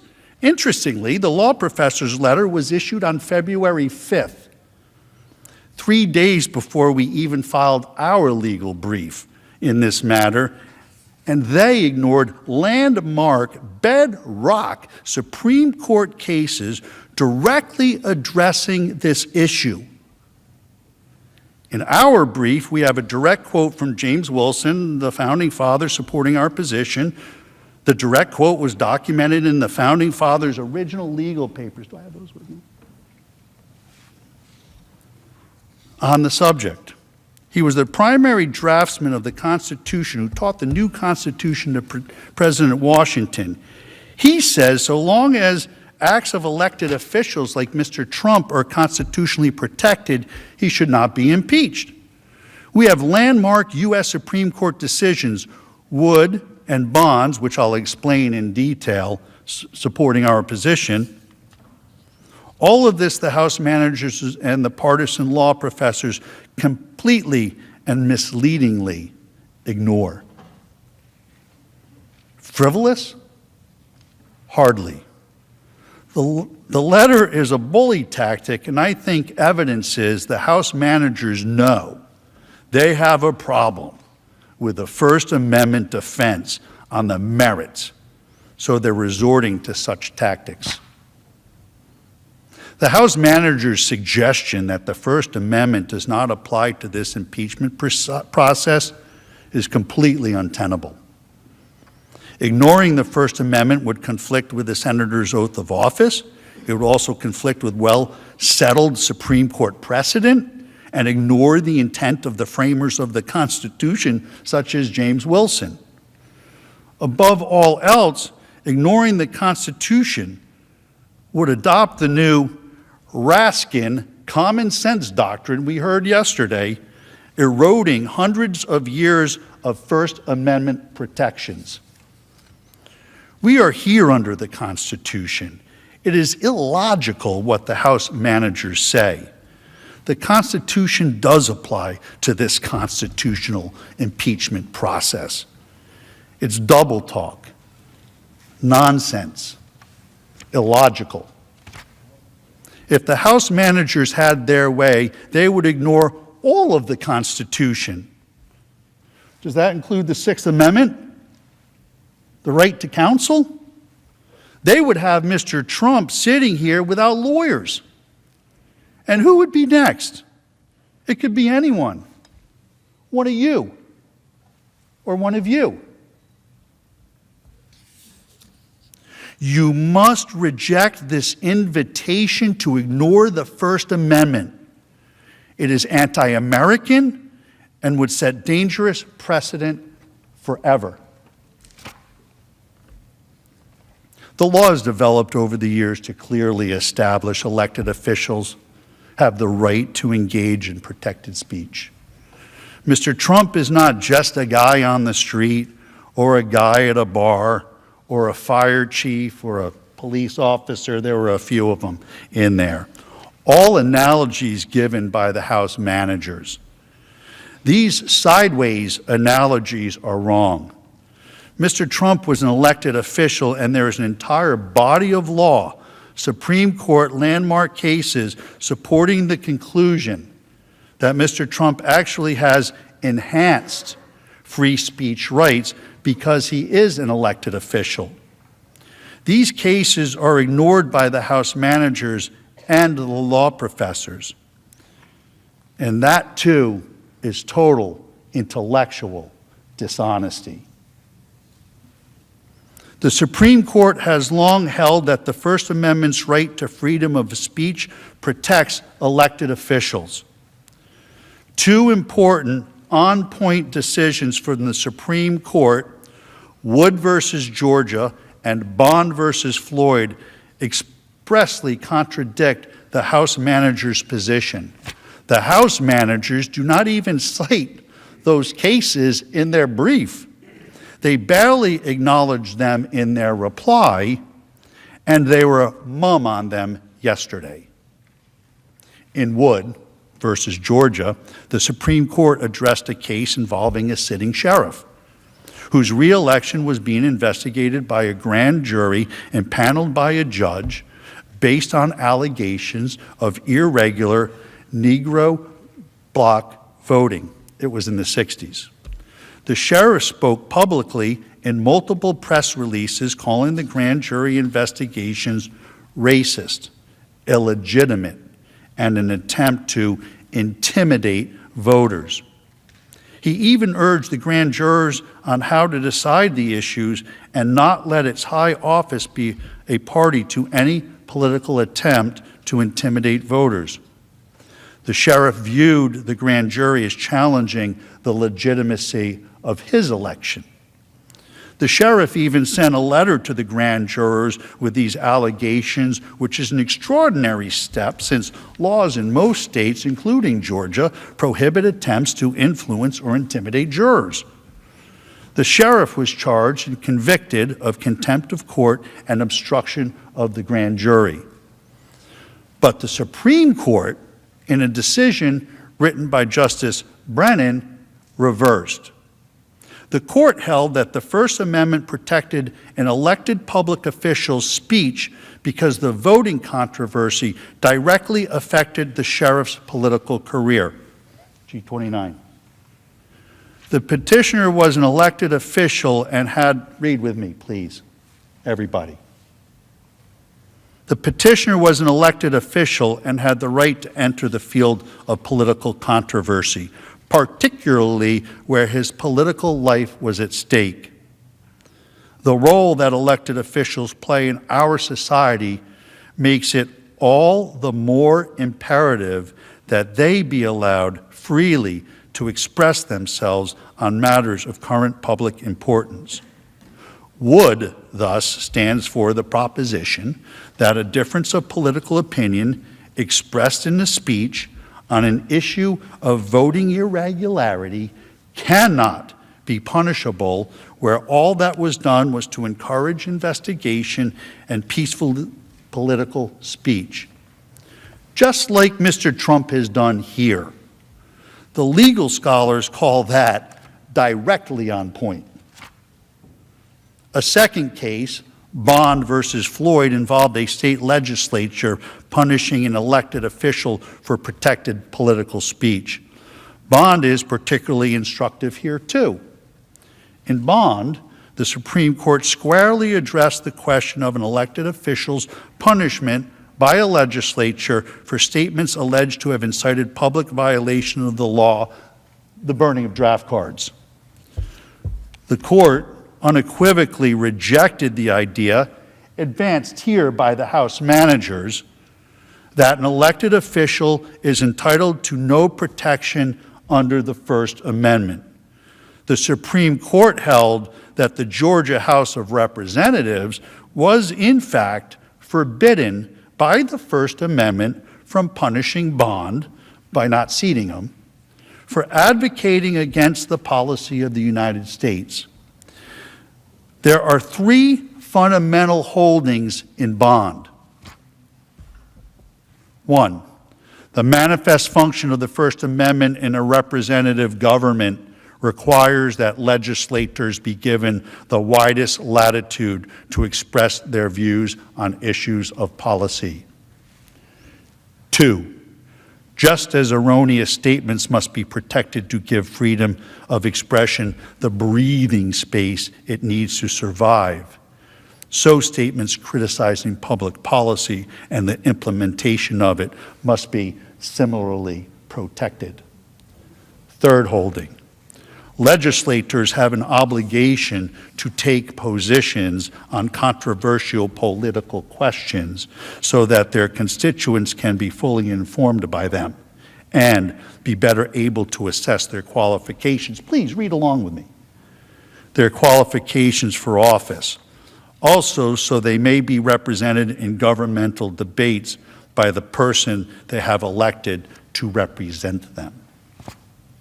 Mr. Trump enjoys this same First Amendment protection from Congress. The First Amendment's protections guarantee free speech addressing the electoral integrity issues essential to his career that Mr. Trump has consistently advocated. The House managers argue that the First Amendment, and I quote, does not shield public officials who occupy sensitive policy-making positions from adverse actions when their speech undermines important governmental interests. That is flat wrong. They are, in essence, attempting to treat Mr. Trump as their employee. This is not the law under Wood and Bond. Mr. Trump was elected by the people. He is an elected official. The Supreme Court says elected officials must have the right to freely engage in public speech. Indeed, the Supreme Court expressly rejected the House manager's argument in Wood versus Georgia, holding that the sheriff was not a civil servant, but an elected official who had core First Amendment rights which could not be restricted. That's Wood v. Georgia, page 395, footnote 21. The House managers do not mention Wood or Bond in the trial brief or anywhere else. Why? Why not? Because it does not fit their narrative or their story. They want to punish Mr. Trump for engaging in constitutionally protected free speech, and they do not want you to consider the issue. But you must. Question 2. Does Mr. Trump's speech deserve protection under the First Amendment?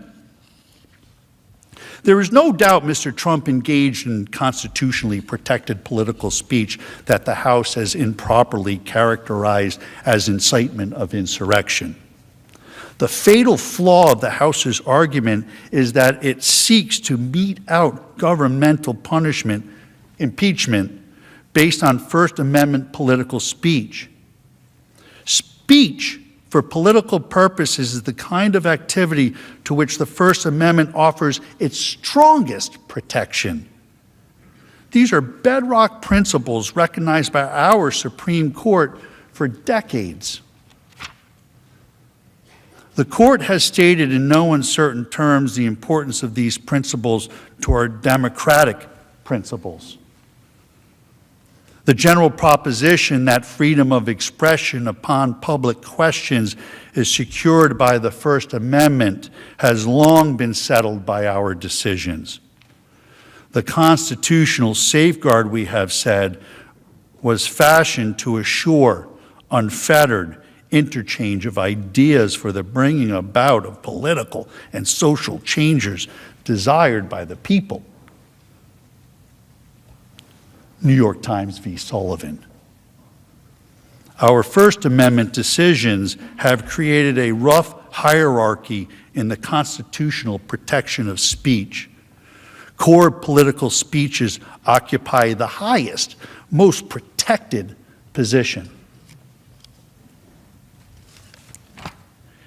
Even political speech that may incite unlawful conduct is protected from the reach of government punishment. The court has said every idea is an incitement, and if speech may be suppressed when it might inspire someone to act unlawfully, then there is no limit to the state's censorial power. The government may not prohibit speech because it increases the chances of an unlawful act will be committed at some indefinite time in the future. The House managers showed you a series of tweets going all the way back to 2015 in an effort to prove incitement. All of that evidence is totally irrelevant under the constitutional definition of incitement. Brandenburg versus Ohio is really the landmark case on the issue of incitement speech. Half of the case was mentioned yesterday. In the Brandenburg v. Ohio case, another landmark, the court held the government may only suppress speech for advocating the use of force or a violation of law if such advocacy is directed to inciting or producing imminent lawless action and is likely to incite or produce such action. The Brandenburg holding has been interpreted as having three basic prongs to determine if speech meet the definition of incitement. The Brandenburg test precludes speech from being sanctioned as incitement to a riot unless the speech explicitly or implicitly encouraged use of violence or lawless action. 2, the speaker intends that his speech will result in use of violence or lawless action. And 3, the imminent use of violence or lawless action is the likely result of the speech.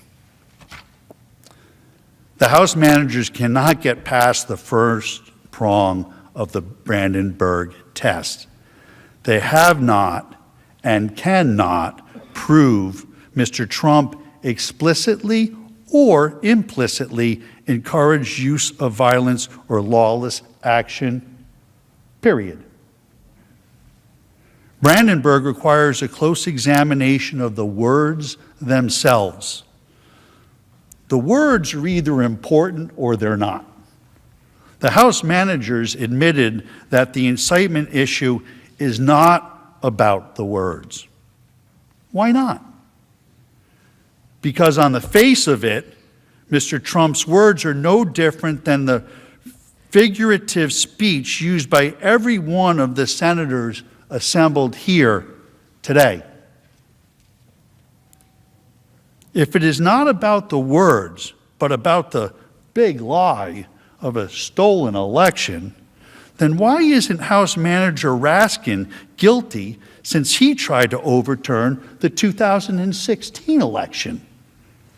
The more the House managers speak, the more hypocrisy gets revealed. Hypocrisy. Even though they say it's not about the words, the law under Brandenburg requires a close analysis of the words to determine incitement. So we need to look at those words. Mr. Trump did the opposite of advocating for lawless action. The opposite. He expressly advocated for peaceful action at the Save America rally. He explicitly stated, these are the words, "I know that everyone here will soon be marching over to the Capitol building to peacefully and patriotically make your voices heard." To peacefully and patriotically make your voices heard. That is how this president has spoken for years when he condemns violence, lawlessness, and rioters. The House managers have played manipulated, selectively edited parts of Mr. Trump's speech. They focus heavily on the word fight. The president used the word fight 20 times in his speech. They picked only 2. Why? Why not the other 18? Because they don't tell the story the way they want to tell it. Here are all of them. Listen to the context. And Rudy, you did a great job. He's got guts. You know what? He's got guts. Unlike a lot of people in the Republican Party, he's got guts. He fights. He fights, and I'll tell you, thank you very much, John. Fantastic job. I watched. That's a tough act to follow, those two. There's so many weak Republicans, and we have great ones. Jim Jordan and some of these guys, they're out there fighting. The House guys are fighting. But it's incredible. Many of the Republicans, I helped them get in. I helped them get elected. Get rid of, how do you say, I want to get rid of America first? Even if you're going to do it, don't talk about it, right? Unbelievable what we have to go through. What we have to go through, and you have to get your people to fight. And if they don't fight, we have to primary the hell out of the ones that don't fight. You primary them. We're gonna let you know who they are. I could already tell you, frankly. Republicans are constantly fighting like a boxer with his hands tied behind his back. It's like a boxer. And we want to be so nice. We want to be so respectful of everybody, including bad people. And we're going to have to fight much harder. And Mike Pence is going to have to come through for us.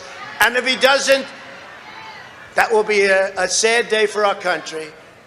Because you're sworn to uphold our Constitution. And the accountability says, if we see somebody in there that doesn't treat our vets well, or they steal, they rob, they do things badly, we say, Joe, you're fired. Get out of here. Before you couldn't do that. You couldn't do that before. So we've taken care of things. We've done things like nobody's ever thought possible. And that's part of the reason that many people don't like us, because we've done too much.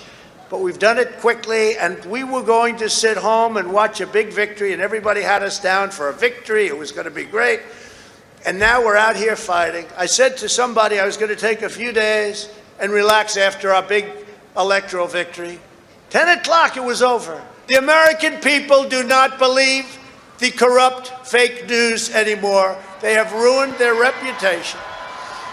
But you know, it used to be that they'd argue with me, I'd fight. So I'd fight, they'd fight, I'd fight, they'd fight, boop, boop. You'd believe me, you'd believe them. Somebody comes out, you know, they had their point of view, I had my point of view.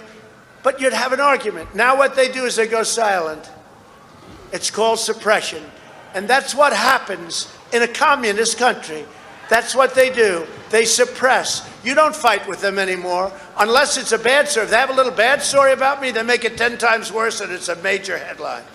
But Hunter Biden, they don't talk about him. What happened to Hunter? Where's Hunter? With your help over the last 4 years, we built the greatest political movement in the history of our country, and nobody even challenges that. I say that over and over, and I never get challenged by the fake news, and they challenge almost everything we say.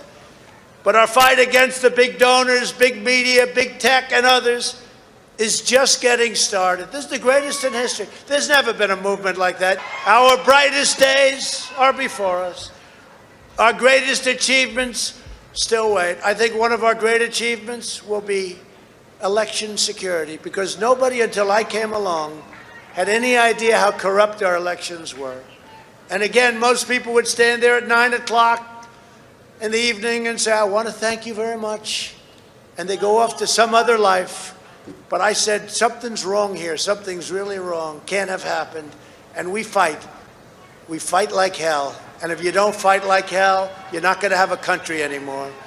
Our exciting adventures and boldest endeavors have not yet begun. My fellow Americans, for our movement, for our children, and for our beloved country. And I say this, despite all that's happened, the best is yet to come.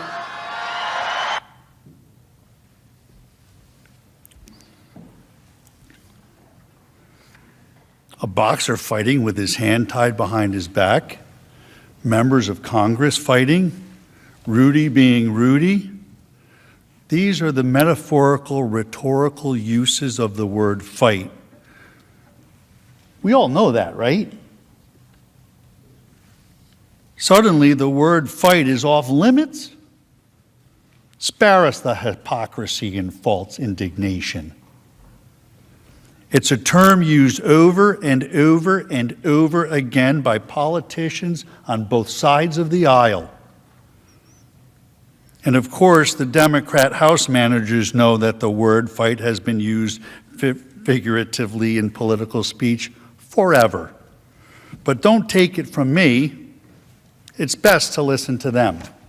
Our mission is to fight. Our job is to fight. We are in a fight. We are in a fight. We are in a fight. Democrats are fighting as hard as we can. Democrats are standing up to fight. We know how to fight. We like a good fight. Democrats are going to fight like hell. We fight like hell. I'm going to fight like hell. I will fight like hell. We're going to fight like hell. I'm going to fight like hell. Fight like hell. I will fight like hell. We have to fight like hell. I, and I know many other senators and members of the House, will fight like hell. We are going to fight like hell. We're going to fight like hell. We'll fight like hell. And we just have to fight. We're gonna fight. We are gonna fight. We're gonna fight. We're gonna fight. Because you'll fight. To fight. Political revolution. That means that millions have got to stand up and fight. And fight and fight. Stand up and fight back. To fight. And continue to fight. And once again, fight back in the fight. We're fighting back. My fight. To fight an administration. You don't get what you don't fight for. We'll also fight him and challenge him in every way that we can. Fight in Congress, fight in the courts, fight in the streets. In the Congress, in the courts, and in the streets. There's the fight, there's the fight, there's the fight, and then there's the fight to defend. We're eager to take on this fight. The American people are going to have to fight. Get in this fight. Get in this fight. Around the clock fighting. We've got to keep fighting and keep focused. We will fight when we must fight. We've been fighting, so we need to fight, but we also need to fight. It's always going to be an uphill fight. This is going to be a fight. We always must fight. We're in the fight of our lives. And we're going to be in for the fight of our lives. This is the fight of our life. The fight of their lives. We are in this fight for our lives. We cannot ever give up fighting.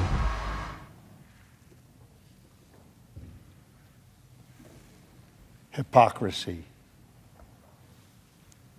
The reality is Mr. Trump was not in any way, shape, or form instructing these people to fight or to use physical violence.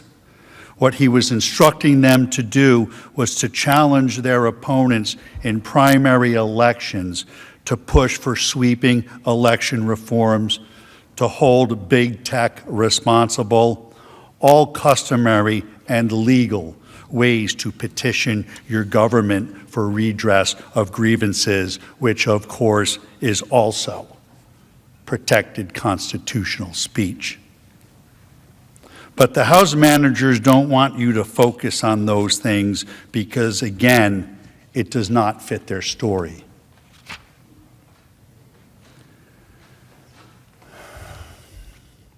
In the end, I leave you with this quote from Benjamin Franklin.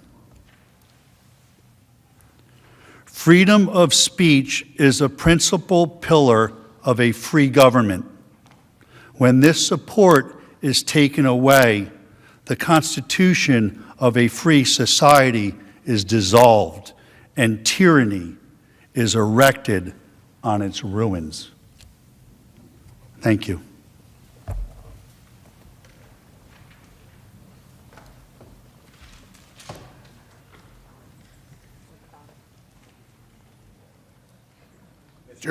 Mr. President, The majority leader. I ask unanimous consent the Senate recess for a 15-minute break. The objection.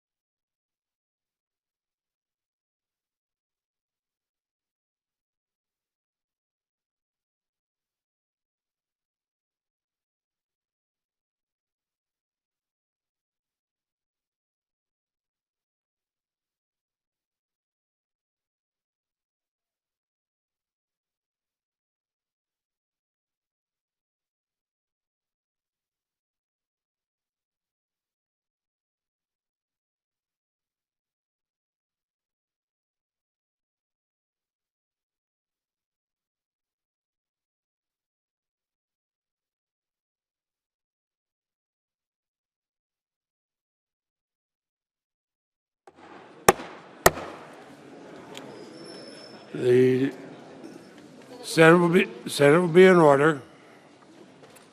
Senators will take their seats.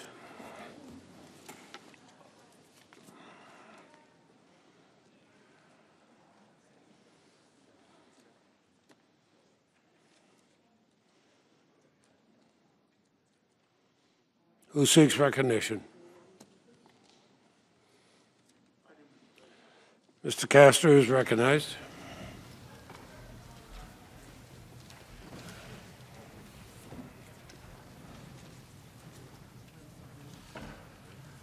Mr. President, Mr. members Castor. of the Senate, good afternoon.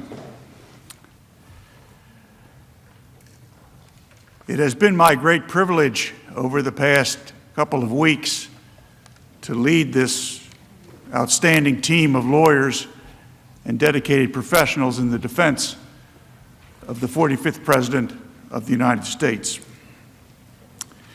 One of the most difficult things in leading such a talented group is deciding who's responsible for what and the strategy and the order in which we will present our evidence. And you have heard from Mr. Van der Veen and Mr. Sean on the importance of the First Amendment and the importance of due process of law. And because I had the opportunity to set out the schedule, I decided that I would take the last substantive part of the case for myself. You can take that two ways. The first, perhaps, is the best, and that would be that it's almost over. The second is that perhaps you have to wait another hour for it to be over. The reason why I chose this section, and believe me, it was a very difficult decision to make because I thought that the other arguments presented by Mr. Sean and Mr. Van der Veen were outstandingly researched, thoroughly vetted, and wonderfully and articulately presented by them. But the critical issue in this case is the very narrow issue that is charged against the 45th President. And that issue is, did the 45th President engage in incitement of, they continue to say, insurrection? Clearly, there was no insurrection. Insurrection is a term of art. It's defined in the law. It involves taking over a country, a shadow government, taking the TV stations over, and having some plan on what you're going to do when you finally take power. Clearly, this is not that. What our colleagues here across the aisle meant is incitement to violence, to riot. So the word incitement is the critical case and the critical issue in the case. Now, the first time that you heard from us, I told you that you would never hear from our side that what happened on January 6th was anything other than horrific, and that the 45th President of the United States and his lawyers and his entire team adamantly denounce that violence by those criminals that occurred in this very chamber, this very building. There was a reason why we started our presentation back on Tuesday in that way. Because I did not want the senators to consider that there was any challenge to that particular fact. And yet, the House managers, knowing it was not contested at all, chose to spend 14 plus hours showing you pictures of how horrific the attack on the United States Capitol was. They spent no time at all in connecting legally the attack on the Capitol to the 45th President of the United States, which is the only question that needs to be answered, is Was Donald Trump responsible for inciting the violence that came to this building on January 6th?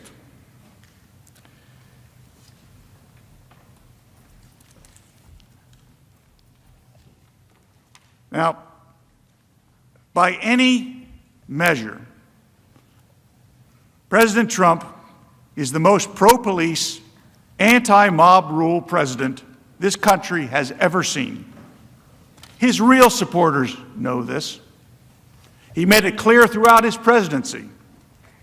He made it clear during the violence this past summer.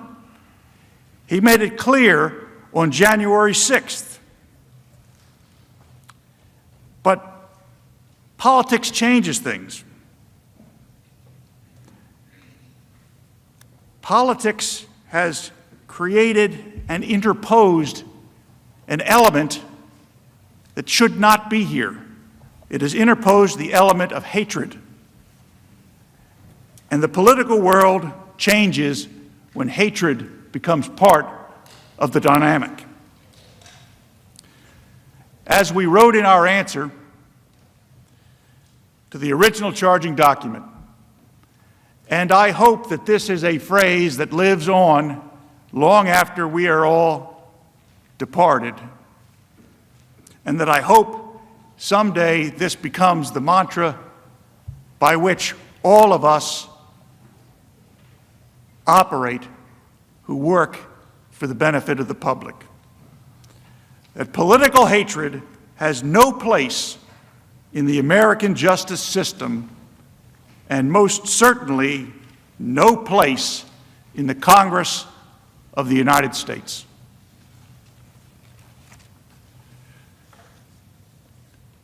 To illustrate the contrast that I am speaking of, we have a video. I am your president of law and order and an ally of all peaceful protesters.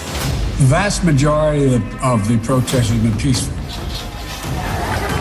Republicans stand for law and order, and we stand for justice. I just don't even know why there aren't uprisings all over the country, and maybe there will be. My administration will always stand against violence, mayhem, and disorder. There needs to be unrest in the streets for as long as there's unrest in our lives. I stand with the heroes of law enforcement. And you push back on them, and you tell them they're not welcome anymore, anywhere. We will never defund our police. Together we will ensure that America is a nation of law and order. We were in high school, I'd take him behind the gym and beat the hell out of him. I think you need to go back and punch him in the face. Feel like punching him. We just want law and order. Everybody wants that.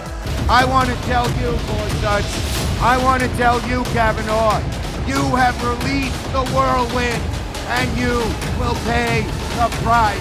We want law and order. We have to have law and order. Show me where it says that protests are supposed to be polite and peaceful. We believe in safe streets, secure communities, and we believe in law and order.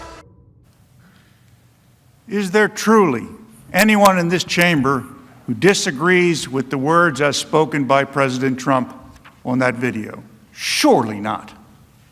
Surely not. This contrast, and in this context, I ask you to keep that in mind. My colleagues here, actually my colleague here, Mr. Raskin, hopes that you don't. They have used selective editing and manipulated visuals to paint a picture far different from this truth. Make no mistake, and I will repeat it now and any time I'm ever asked, January 6th was a terrible day for our country. The attack on this building shocked us all. President Trump did not incite or cause the horrific violence that occurred on January 6th, 2021. They know that. We know the president did not incite the riot because of his plain words that day, as Mr. Vanderveen elucidated on a few moments ago. We know the president could not have incited the riots because of the timeline of the events of that day. We heard a great deal from the House manager about their prosecutorial bona fides and their ability to analyze evidence, apply it to statutes, use timelines, and figure out what happened based on circumstantial evidence and direct evidence and testimony and forensic analysis. I can't recall any of the House managers who got up that didn't make some reference to prosecutorial bona fides. Well, I spent more than 3 decades locking up killers, and I do know a little bit about applying the facts to the law. We know that the president would never have wanted such a riot to occur because his long-standing hatred for violent protesters and his love for law and order is on display, worn on his sleeve, every single day that he served in the White House. But if we're going to apply the facts to the statute, it has to be done systematically. It has to be done with precision, the way a court would expect us to do that. Let's look at the letter of the law. Again, Mr. Van der Veen gave you an overview of the Brandenburg case and some of the related cases. You notice that when Mr. Van der Veen listed the elements that he took verbatim or close to verbatim right out of Brandenburg, they bore no reference whatsoever to the elements that were flashed up by the Democrat managers the other day repeatedly. He actually used the Supreme Court's case. He didn't make it up. Let's look at the letter of the law. The Supreme Court of the United States, over 50 years ago, laid out a clear test to determine whether speech is incitement. Under that test, the Brandenburg versus Ohio test, there are 3 elements that must be proven beyond a reasonable doubt by a preponderance of the evidence, whatever the Senate considers, I suggest, beyond a reasonable doubt. First, the speech in question must explicitly or implicitly encourage the use of violence or lawless action. But here, the president's speech called for peaceful protest. Second, the speaker must intend that his speech will result in the use of violence or lawless action. And again, as Mr. Van der Veen pointed out, the president clearly deplores rioters and political violence and did so throughout his term as president and never hesitated to express his admiration for the men and women that protect this country. Finally, the third element under the Brandenburg test is the imminent use of violence. Imminent use of violence. In other words, right then, the imminent use of violence or lawless action must be the likely result of the speech. The likely result of the speech. Well, that argument is completely eviscerated by the fact that the violence was pre-planned, as confirmed by the FBI, Department of Justice, and even the House managers, not the result of the speech at all. Several of my colleagues at the House managers got up and spoke about the proceeding in the House being like a grand jury proceeding. Well, I've been in grand jury proceedings. I have run grand juries.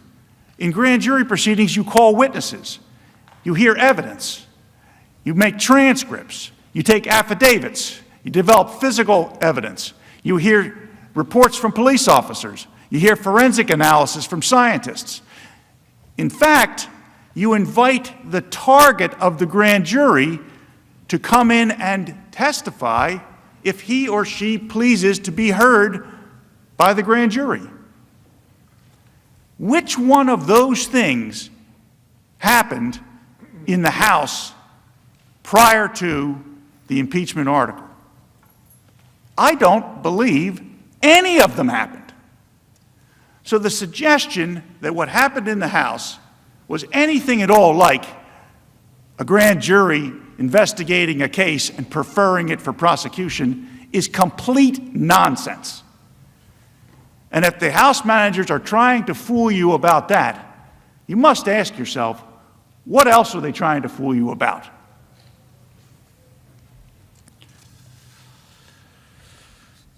Let's look more closely at the president's speech. We have mentioned this line before, but it is so critical we need to talk about it again. The president asked that the attendees at his rally peacefully make their voices heard. I know that everyone here will soon be marching over to the Capitol building to peacefully and patriotically make your voices heard.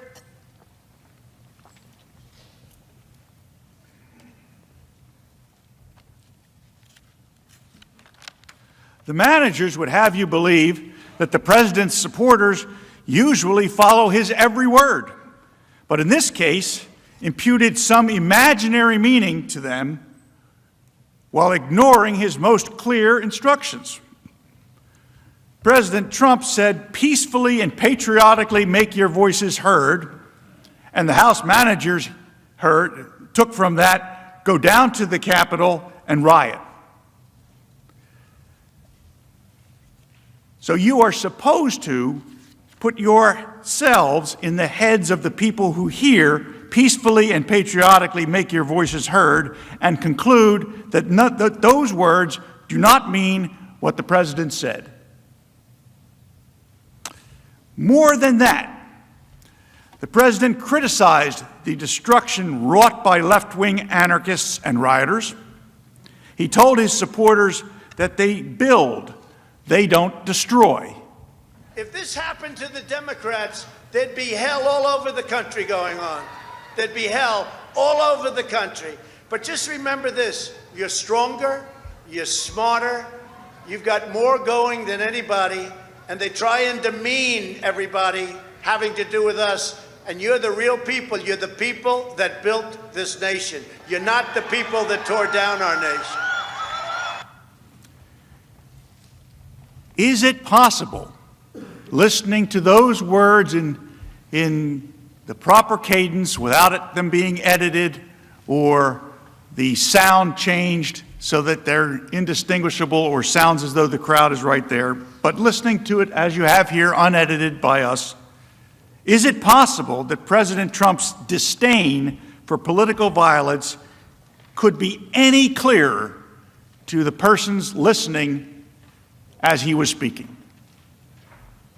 Is it possible that his words could have been misunderstood? I suggest to you that is impossible.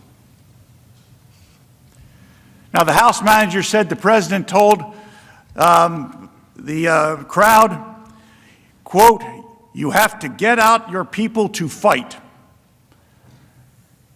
The House manager's claim is that the President of the United States was telling the audience to get each other to physically fight. But that is not what the President said. The people who should fight, he said, were members of Congress. If they don't fight, what the President said is, what should the rally attendees do? If members of Congress wouldn't fight for the principles they held dear, what was it that the president specifically told his supporters at that rally he wanted them to do? He wanted them to support primary challenges. Now, nobody in this chamber is anxious to have a primary challenge. That is one truism I think I can say with some certainty. But that's the way we operate in this country.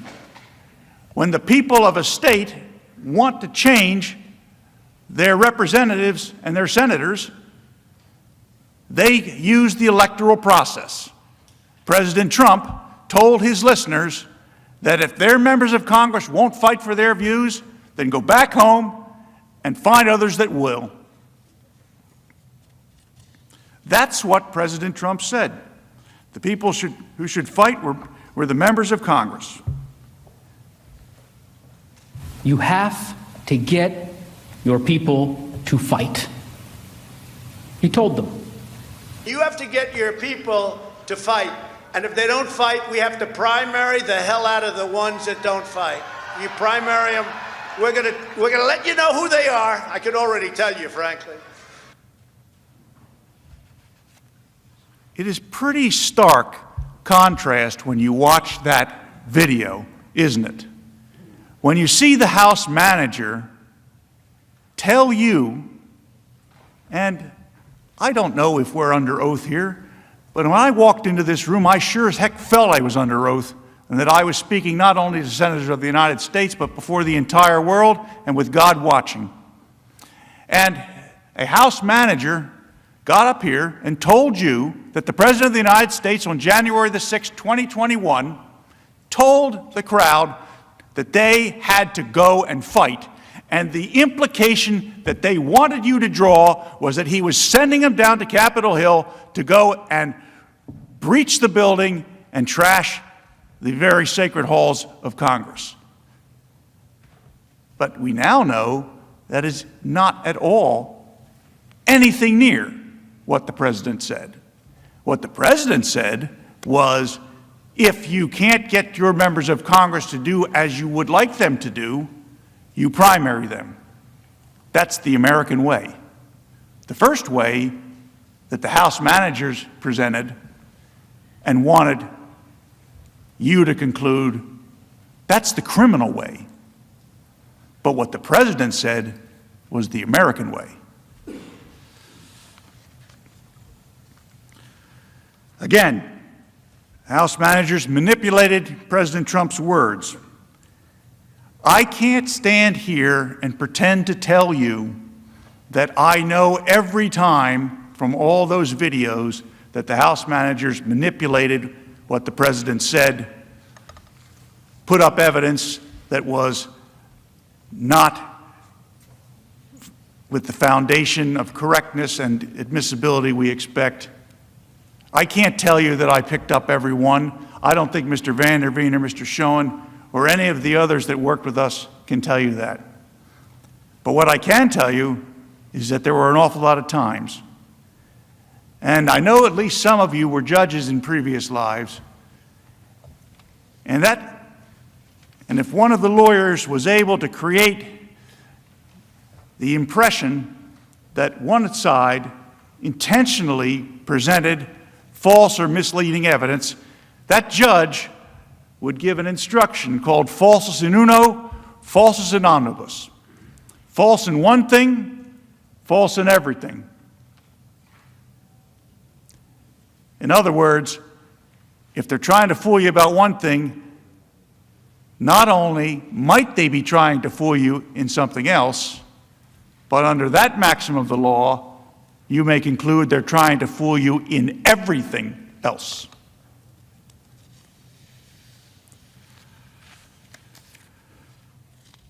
President Trump was immediate in his calls for calm and respect for law enforcement.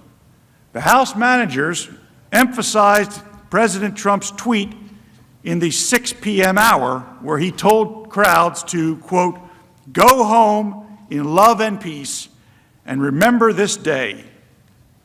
What is it that they left out? Well, the House starts their recitation of what President Trump said as far as the aftermath of when the Capitol was breached at roughly 6 p.m. What they don't tell you and didn't tell you, and which you probably don't know because I think I'm the first one to say it in this forum, is at 2:38, President Trump urged protesters at the U.S. Capitol to, quote, stay peaceful, please support our Capitol Police and law enforcement. They are truly on the side of our country. Stay peaceful. And before we run the graphic, I just want to point out to you, President Trump's speech ended at 1:11 p.m. So at 2:38 p.m., by the time word reaches the president that there's a problem down here, he's out urging people to support the police, stay peaceful, support our Capitol Police and law enforcement. They are on the side of the country. Stay peaceful.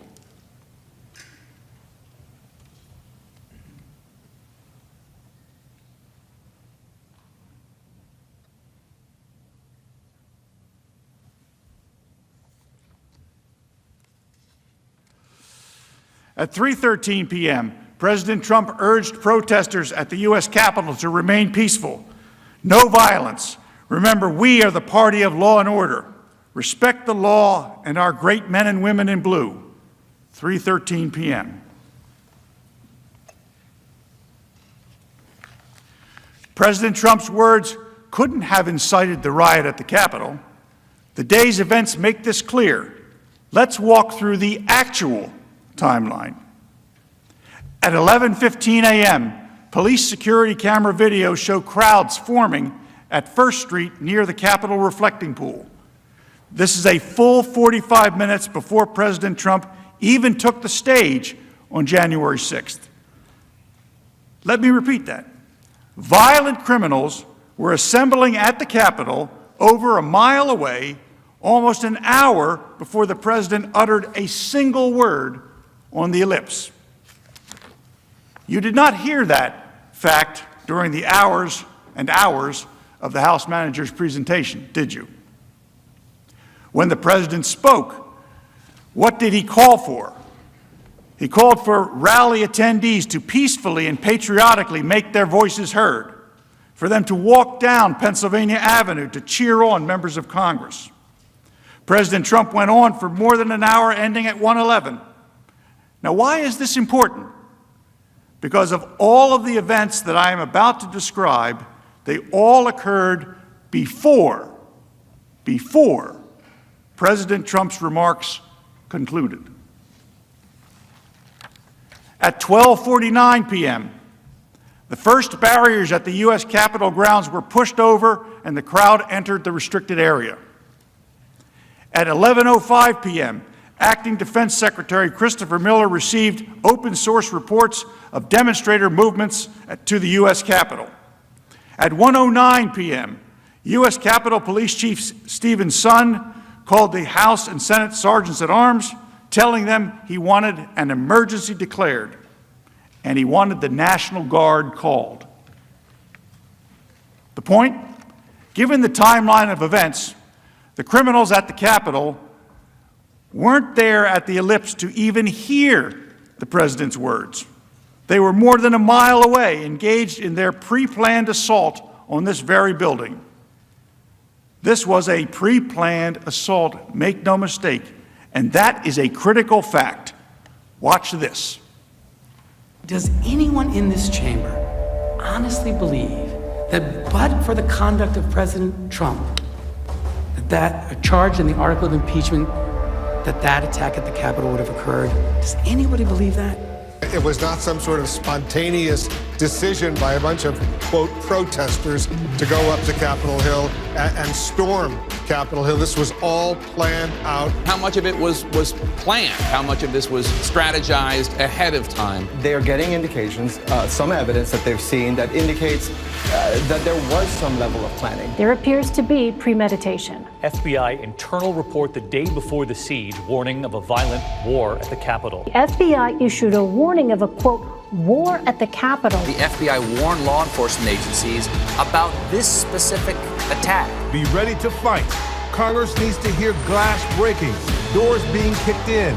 We developed some intelligence that a number of individuals were planning to travel to the D.C. area with intentions to cause violence. We immediately shared that information. And they pushed out that information through this JTTF structure. It was immediately disseminated through a written product and briefed through our command post operations to all levels of law enforcement. The FBI says 2 pipe bombs discovered near the Capitol on January 6th were placed there the night before.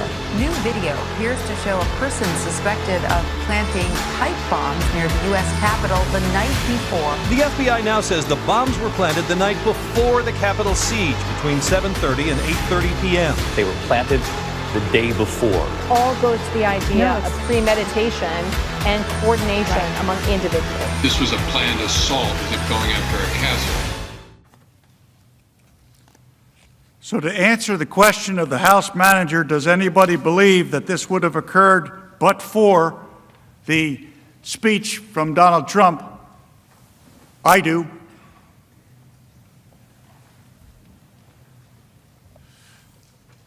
All of these facts make clear the January 6th speech did not cause the riots. The president did not cause the riots. He neither explicitly or implicitly encouraged the use of violence or lawless action, but in fact called for peaceful exercise of every American's First Amendment rights to peacefully assemble and petition their government for redress of grievances. In other words, the Brandenburg Standard is not made out. The House managers admitted many facts are unknown. Even Speaker Pelosi admitted not knowing the real cause of the violence when she called for a 9/11-style commission to examine the facts and causes that led to the violence.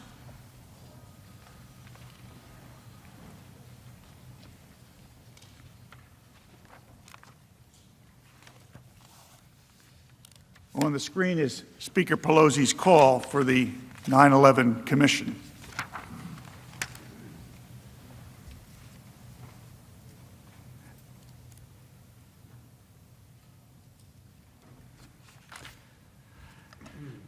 Let's touch now on the second absurd and conflated allegation in the House manager's single article.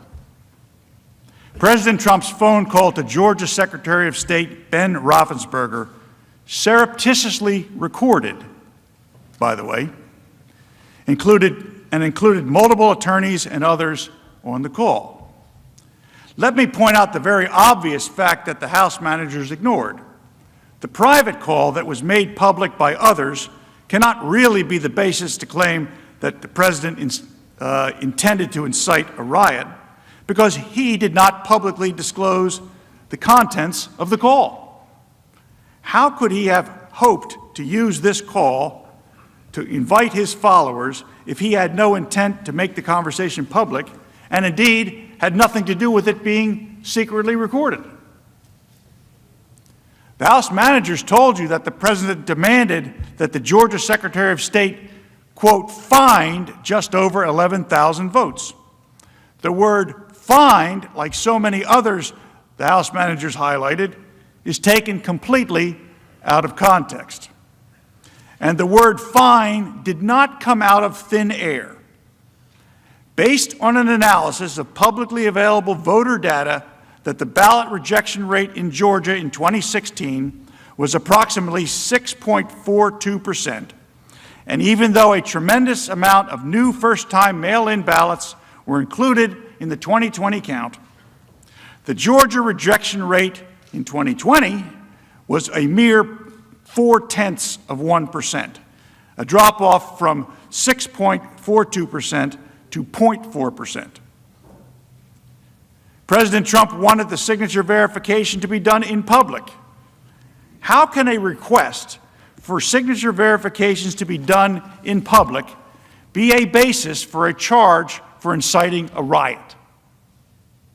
With that background, it is clear that President Trump's comments and the use of the word find were solely related to his concerns with the inexplicable dramatic drop in Georgia's ballot rejection rates.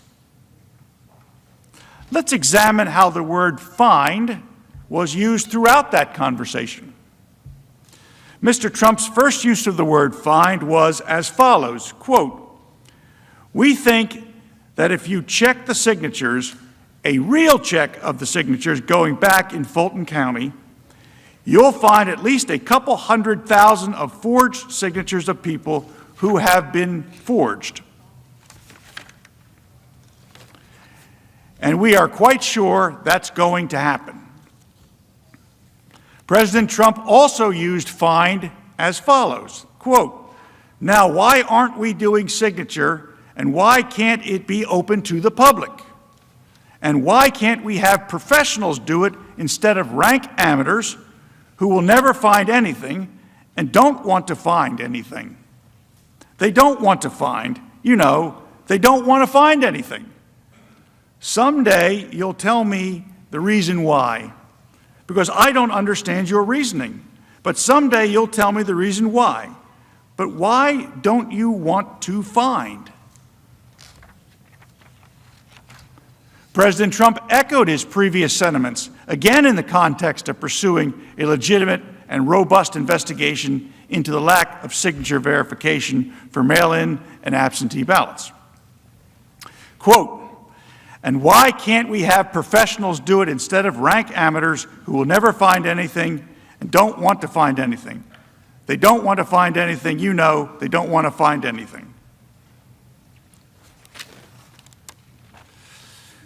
They don't want to find, you know, they don't want to find anything. Someday you'll tell me why, because I don't understand your reasoning, but someday you'll tell me why. But why don't you want to find? We can go through signature verification and we'll find hundreds of thousands of signatures, and you can let us do it. And the only way you can do it, as you know, is to go to the past. But you didn't do that in Cobb County. You just looked at one page compared to another. The only way you could do a signature verification is to go from one that signed it on November whatever, recently, and compare it to 2 years ago, 4 years ago, 6 years ago, you know, or even one. And you'll find that you have many different signatures. But in Fulton, where they dumped ballots, you will find that you have many that aren't even signed and that you have many forgeries. End quote. Mr. Trump continued to use the word find throughout the conversation. Each and every other time in the context of his request that Mr. Raffensperger undertake a review of signature verifications and his concerns generally with ballot integrity and his reported electoral deficit, here are a few examples. Quote, but why wouldn't you want to find the right answer, Brad? Instead of keep saying that the numbers are right, because those numbers are so wrong.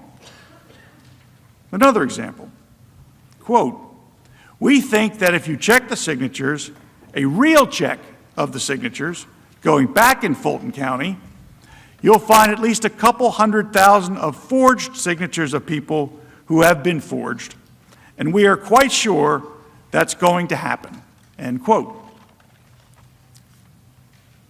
Moreover, there was nothing untoward with President Trump, or any other candidate for that matter, speaking with the lead elections officer of a state. That's why the Georgia Secretary of State took a call along with members of his team, one of whom decided to record it and release it to the press. The only reason this conversation is being discussed in this chamber is because, once again, the media and their Democratic allies distorted the true conversation to mislead you and the American public. So we have a complete lack of evidence for the article of impeachment presented by the House managers. So why are we here? Politics. Their goal is to eliminate a political opponent, to substitute their judgment for the will of the voters.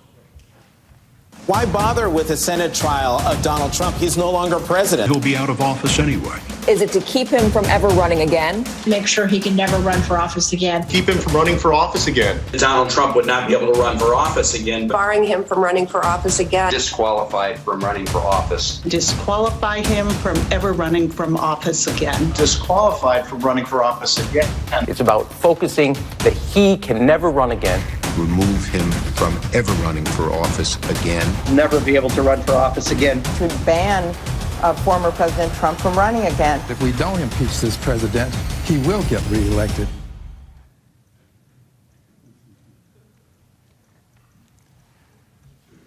The goal is to eliminate a political opponent, to substitute their judgment for the will of the voters. Members of the Senate, our country needs to get back to work.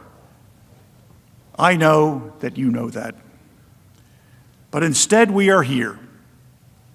The majority party promised to unify and deliver more COVID relief. But instead, they did this. We will not take most of our time today, us of the defense, in the hopes that you will take back these hours and use them to get delivery of COVID relief to the American people. Let us be clear. This trial is about far more than President Trump. It is about silencing and banning the speech the majority does not agree with. It is about canceling 75 million Trump voters and criminalizing political viewpoints. That is what this trial is really about. It's the only existential issue before us. It asks for constitutional cancel culture to take over in the United States Senate.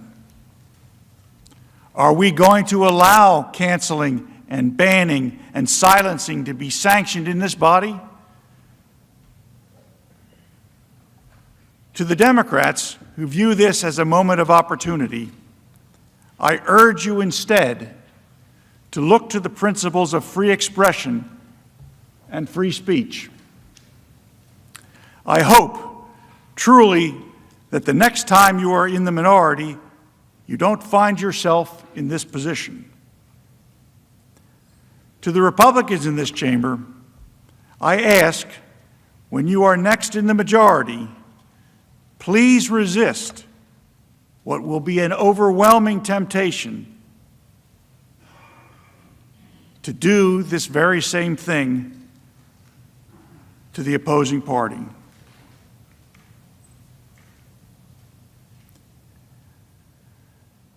Members of the Senate, this concludes the formal defense of the 45th President of the United States to the impeachment article filed by the House of Representatives. I understand that there is a procedure in place for questions, and we await them.